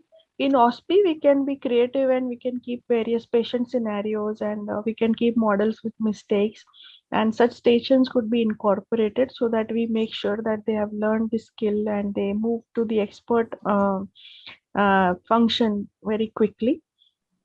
So to keep patient scenario, by which I mean that if you keep class 2 jaw relation, if you keep class 3 jaw relation, and what are the differences that you will make in the teeth arrangement. Okay, such creative questions which will involve higher order thinking, and models with mistakes, like for example, what are the most common mistake that you have found in the whole entire batch when you are training them. Keep those mistakes over there and make sure that they understand that this is a mistake and they will not do it again. Like for example, in my preclinical lab when I was there, I used to find that they interchange the molars, and I used to find it really I used to not understand इतना simple mistake कैसा कोई कर सकता है mandibular molar maxillary में maxillary का mandibular में. But some students did it, 10% of them. Even if it is 10%, it is my responsibility to correct it. So then purposely I kept a station that, about the identify the arch and even the side for that matter, right side or left side. So that you can be very vigilant and you can keep certain stations which address that particular cohort of students, and as their teacher that what are the mistakes they have done. Keep it as a purposeful station and make sure that they don't repeat that mistake again. Now coming to help, to the use of technology for skill training, that is the simulation that we are talking about, a buzzword right today. So the simulation is a technique that creates a situation or an environment to allow persons to experience a representation of a real event for the purpose of practice, learning, evaluation, testing, or to gain understanding of systems or human actions. So this is the definition of simulation. Now, there is another important word called fidelity. So when we are using the simulation, the degree to which that simulation replicates, the real situation or the real event or any thing that you are trying to simulate, the degree to which it replicates, including physical, psychological, and environmental element, is the fidelity, or the ability of a simulation to reproduce the reactions, interactions, and responses of a real world counterpart. So these are the two important terms, simulation and fidelity. So when we are using simulators in dentistry, now there is a step of debriefing which is extremely important. Now why it is important is, it may happen that we conjure that, if you are using simulators, it is easy. They go to a simulator, practice a particular skill, and they learn it, practice it n number of times and learn it. So what is there? Where is the human touch? Where is the role of facilitator? Where are we in when we are employing the simulator? So we are very much there. and the step of debriefing. So this debriefing sessions when we are using simulators are extremely important. So what is debriefing is nothing but to conduct a session after that event of simulation, where facilitators and learners re-examine the simulation experience for the purpose of moving towards assimilation and accommodation of learning to future situations, right? So it should foster the development of clinical judgment and critical thinking skills. So we are very much there. We are not replaced by the technology, but we are again involving into a one-to-one dialogue with the learner as to how the experience was and what are the mistakes, and how to avoid it in the future. So I will list some of the technology enhanced the machines or the systems that have been there in the literature. So there is DentSim virtual reality system. There is real-time dental training and evaluation system, Cavo dental teacher software, PrepCheck by Dentsply Sirona. I think most of you must have heard about PrepCheck. Then there is a Moog Simultant Dental Trainer, which is a virtual reality based system. And there is E4D compare software. So these are few of the things which are reported in the literature for preclinical skills training in prosthodontics and in dentistry overall. So let us see how this PrepCheck software works. So there is a student who is preparing a tooth either on a phantom head or a simulation unit or on a patient. The student scans the results with the Serec Prime Scan or OmniCam, and everything is scanned intraorally, and the analysis software which is there, it provides the various interactive and automatic tools in order to assess the results as compared to the predefined values or the master preparation. So you have a master preparation which is there already recorded in the software, and you have something which is created by the students, and there is a comparative analysis which is shown on the screen. So that is how you learn by assessing your own mistakes and reflecting upon it, right? So it can be used in both situations. One is preclinical training. You can prepare on the phantom head. Clinical, you can prepare on the patient scan, and same thing can be employed for both the setups. The other system, again, I couldn't find whether it is there in any colleges in India, but it is there in the literature reported. DentSim is an augmented reality advanced dental training simulator. So what happens here is you can see on the screen that the evaluation screen, which you can see, involves the preparation which is shown. This is a cavity preparation by a student which is shown on the screen.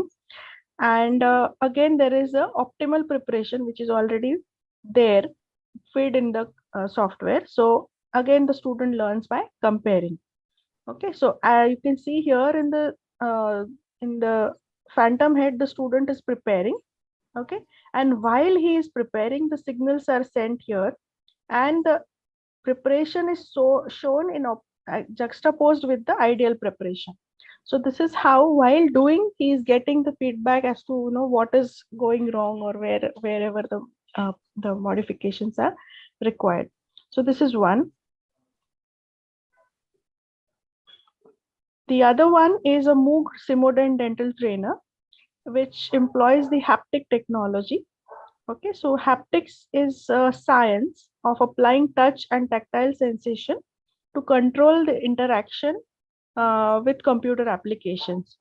So it creates an illusion of substances, that is teeth, alveolar bone, instruments, handpieces, burrs, implants, etc., and force within a simulated virtual world of the mouth. So haptic technology has been used with Moog Simodent dental trainer, and this is again wherein you can virtually prepare it and again analyze with the help of a software.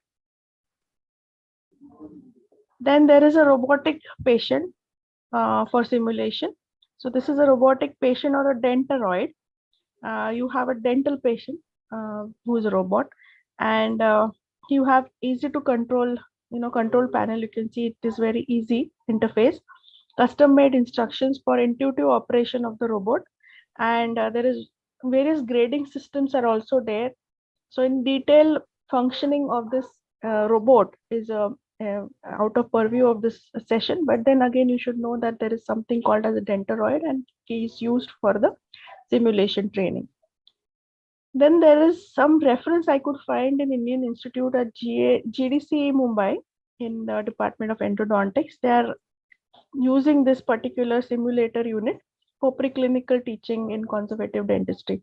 So again, the use of augmented reality and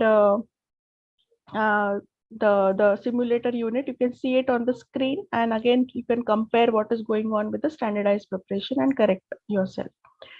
So this was about the simulations. Now for a activity, let us discuss the pros and cons of using simulations in preclinical and clinical skills training. So first, let us discuss the pros. What are the advantages of using technologies? They don't need an actual patient, ma'am. It can be done in times of pandemic like this at home or wherever they are. Right. No, I don't agree to that. Remat, the college is closed and these are all not remote usable software. I tried hundreds of people till today to find out that people are at home and the colleges, only the teachers can do something. So I had a detailed talk with a lot of people. So it's one food for thought of all of you to invent now. I cannot have a simulator and I cannot have another thing at my place for you to correct something which is a skill based. So in a pandemic like this, it's not the question. And secondly, there is one question, one of the students in my college way back, we had, we have an OPD, huge OPD in IR Dental. I mean, we had to turn away the patients daily, the huge OPD. So 1200 patients and all in dental. So what, old and new. So what happened was one student said, we have so many simulators as patients, they're ready to expose themselves. So why do we want to, because I made a simulator lab in the institution. So they said, why is it required? Why is it required? Are these patients so cheap of us that they can do? And what do you think about what Sai told about augmented reality and virtual reality? The latest one that hits us in the market now. Yes, ma'am. Augmented reality is to experience it in the augmented world, whatever we are doing. And virtual reality, because in the virtual world, we are experiencing something, ma'am. So combining all these things, what has Facebook created? Metaverse. Metaverse. So you saw the disadvantages yesterday. Yes, ma'am. Facebook share fell down by 25%. They lost billions of dollars from yesterday, Metaverse. They will come up. They will come up. I'm saying that selfishly because my son works there. Ma'am, on this note, ma'am, there is a 30-minute very interesting video on Metaverse. Everything is going to be on that, ma'am, with the 5G technology. So it's the in thing now, ma'am. May I see something? Okay, let us discuss the advantages and disadvantages. Yes. Yeah. Because we have one more group activity. One advantage is where patients are not there. I mean, a lot of colleges are there. They don't get sufficient number of patients. So one advantage is we can give exposure to all the students in situation of lack of the clinical material. Okay, No, I don't agree for that, ma'am. What I wanted to say is when we have simulators, students will be more confident in working, and they will be having control over their work, and they will, instead of harming the patient, they will try to learn the skill before they actually practice on the patient. That is the need. That's why we do the preclinical. But I'm talking about the clinical situation. I have seen where one student is working, 2 or 3 students are working on a single patient.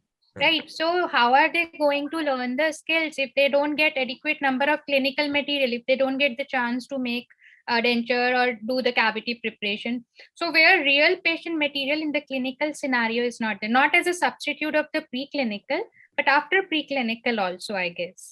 Rekha, you don't shock us by saying that you're in a government college. No, ma'am, I'm not talking about my college. Mine is the same situation जो आपने कहा कि patient waiting में है. So सीधा patient पे कराने का. But yes, we need to do the preclinical, and there are a lot of colleges I know in vicinity also, in vicinity of Delhi itself, ma'am. You all are seeing the serial Good Doctor? Season Yes, 4? ma'am. Huh. Yes, So autistic. what do you think about those doctors going and before the surgery, or many of the learners? They are doing haptic and everything. That's very interesting. I mean, they're practicing a lot. Improvisation and doing it again and again. Yes, ma'am. So in our facility, we have something called as the Advanced Learning Center or a cadaver lab. And so all our surgical skills and are taught in this cadaver lab. For instance, even when we do our implant training, we teach implant training in a simulated environment on the mock mandible. But then we ask them to work on the cadaver where they're doing incisions, they're doing reflection, they're placing implants, they are making relieving incisions, suturing, they're doing sinus lifts, they're doing block grafts, all on that cadaver. So they're not making mistakes on the patients. And this is a facility not just for beginners. Simulators are very useful even for people who want to upskill and reskill. So that is truly the big advantage.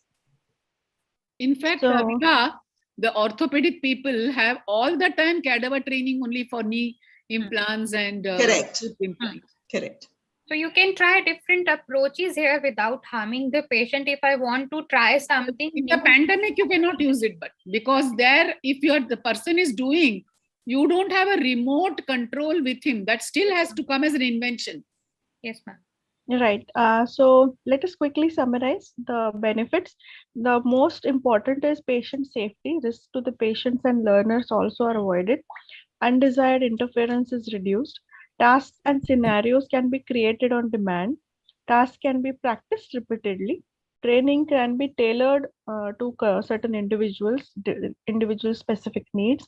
Retention and accuracy are increased, and transfer of learning from classroom to real situation is enhanced, and standards of student performance and evaluation, because the bias is no longer there, the individual bias, the evaluations become more transparent and more student friendly. So these are all the reported in the literature. The use of simulator leads to all these advantages. Now let us see the flip side of the coin, that obviously they are expensive and time consuming. There is a graph for teachers also to learn how to use a simulator. There is a learning curve, and you should be able to choose the scenarios, feed in the computer. So a certain level of proficiency with computers and computer literacy is required. Each model is unique. So if you are using, for example, out of this, you are using a Dentoroid or a Move Dental Simulator, you will take certain amount of time to get hang of it, and then you will be able to use it for the students. And simulation results are sometimes hard to interpret, and it should not be used when an analytical method would provide a quicker results. So these are the pros and cons of simulated training. And when we look at the literature, what it says that there is a study or a systematic review of randomized controlled clinical trials regarding teaching and assessment methods of undergraduate preclinical dental skills. So what this review says is that due to conflicting outcomes reported in these 19 studies and high risk of bias, there is no definitive answer to the research question that what are the best strategies for teaching and assessment of the preclinical skills, and still the work in progress. So all of you this is a potential area for research, is to how to do effective teaching learning in this particular preclinical training. Right. So we had group tasks, but I see that the time is 8:36. So should we give it as an assignment, madam? Yeah, please do that as an assignment. Okay. And so also, if you could take a screenshot of this. Ask them to find out new methods which are going to be more economical, and what is the future regarding the simulation. Chinmay will be discussing in generic, but this is particular to dental and prosthodontic. Dental, yes. So these are the for individual groups. You have to develop a skill training session like Vibha madam has covered. how to do a lesson plan. So you have to make a lesson plan including teaching, learning, assessment method for these particular tasks. So beading, boxing and cast preparation for group 1, group 2 anterior teeth arrangement, group 3 mounting, group 4 denture processing, and group 5 posterior full veneer crown preparation.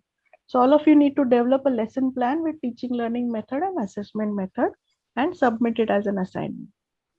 So to conclude with, what we have seen so far is take-home messages. Let me elaborate once more that you should have specific learning objectives. You should provide the context. You should follow the patent's 4-step approach for training for the skill. Provide a very good high quality constructive feedback and opportunities for reinforcement.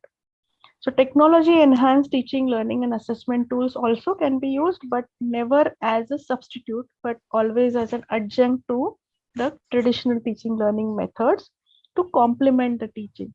All right, so this was the take home message, and thank you all for your patient listening.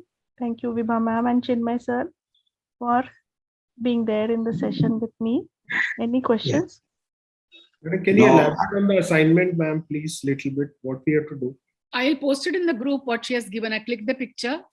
Medha, your idea. So I'll post it in the group. All of you can submit. But please work on your educational projects, contact. There is no exception and no exemption. All of you will contact your mentors by Sunday. They are not going to contact you. There are people who have written messages that we have NAC and we have this thing and we have that thing. Nothing is allowed. Ma'am, Sai, is it possible for you to go back to that slide where you show the lesson plan? So yes, ma'am. Maybe they can take a screenshot of that slide and use that for their assignment. Okay.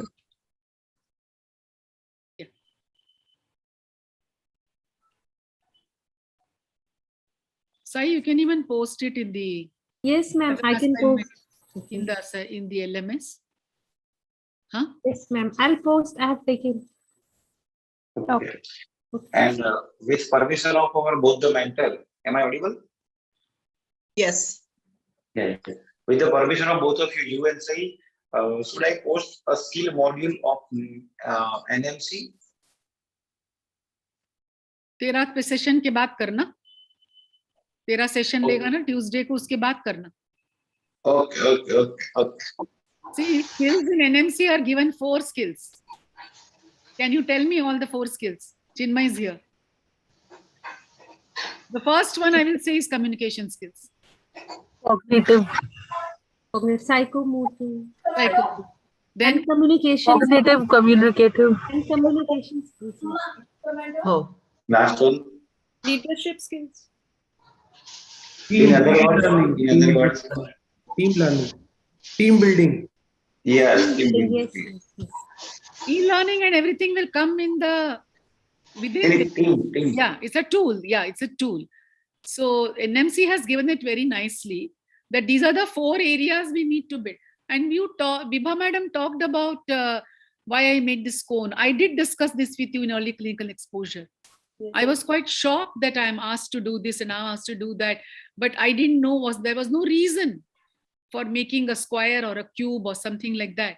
So if you would have taken these people in the clinic and showed them, or as a paper case in the on the video or on the as a model, it would have been more interesting. Today, even your children ask you why I should do it. Probably our generation, we didn't know, we're not so intelligent to ask our parents, but my children have always asked me, give me one reason. So we had to give the reason. So the students want a reason. So yeah, I have a question. Can you please just send the reference article or whatever is available about the patents 4 patents approach? Okay. I would like to read in details. One suggestion she's giving, if you can find out some more, you can. It's not the only model. She told you that. No, but I'll share the reference, Medha, no problem. Yeah. I think I can work on it. I mean, I found it interesting. Yes, of course I will send it. I know our participants are overburdened. One voluntary homework, one voluntary. I am double quoting or underlining name voluntary. They try to find out a low cost simulator in dentistry. Are you getting? So please repeat. Please repeat, sir. Find a low cost Simulator. Low cost simulator in dentistry. But Yeah, at what for level, example, Chinmay? Let me give you one example. For intramuscular injection, I am using tomato. For teaching intramuscular injection, tomato. Be creative, man. Vegetable tomato. I was about to say, don't tell, but let them think, explore. Yeah, No, so same way in dentistry, whatever you can use, just try to find out.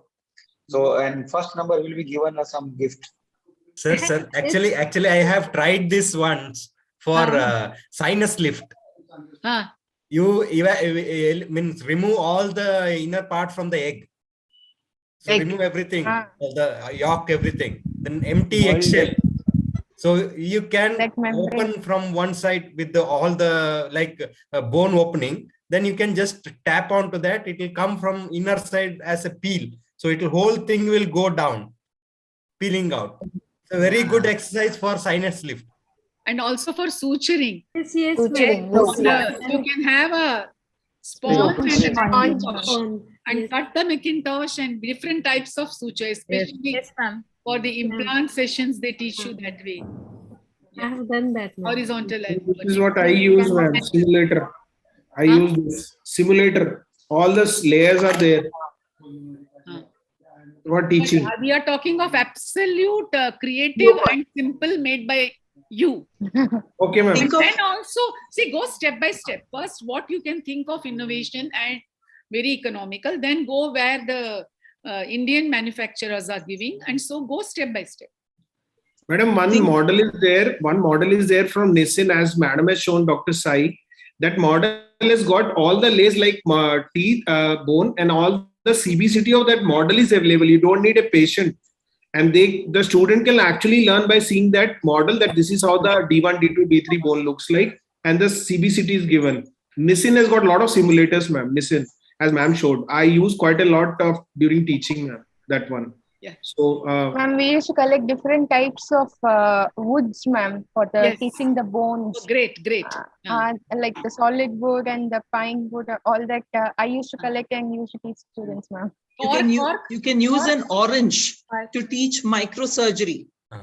Yes, ma'am. On how to make a split thickness flap. And the peeling using laser for the tomato, which everybody has done, ma'am, using the laser. When they try to peel only the layer out of it for showing gingivectomy and depigmentation, the superficial layer, ma'am. I've done that. Yeah. We can use banana peels also for suturing. So every one of you will record it, and then you will share it. Every one of you record it, whatever you Share describe. in your group, and some of the ideas may be good, some of the ideas may not be good. So come with filtered ideas and share it with Dr. Chinmay. Or share in the group, whatever. Chinmay is going to have sessions with you, but there's going to be also on other digital applications first, I think. So Yes, ma'am. on 8th, don't miss the session. Join at 5:45 to 8:30, maybe 9. Chinmay is going to keep you busy. Yes. The hero is back. Thank you, ma'am. Okay. Thank you, Sai. Thank you, Vibha. Thank you, all of you. Please, your educational project is a request and also it's a command. Okay? Yes, ma'am.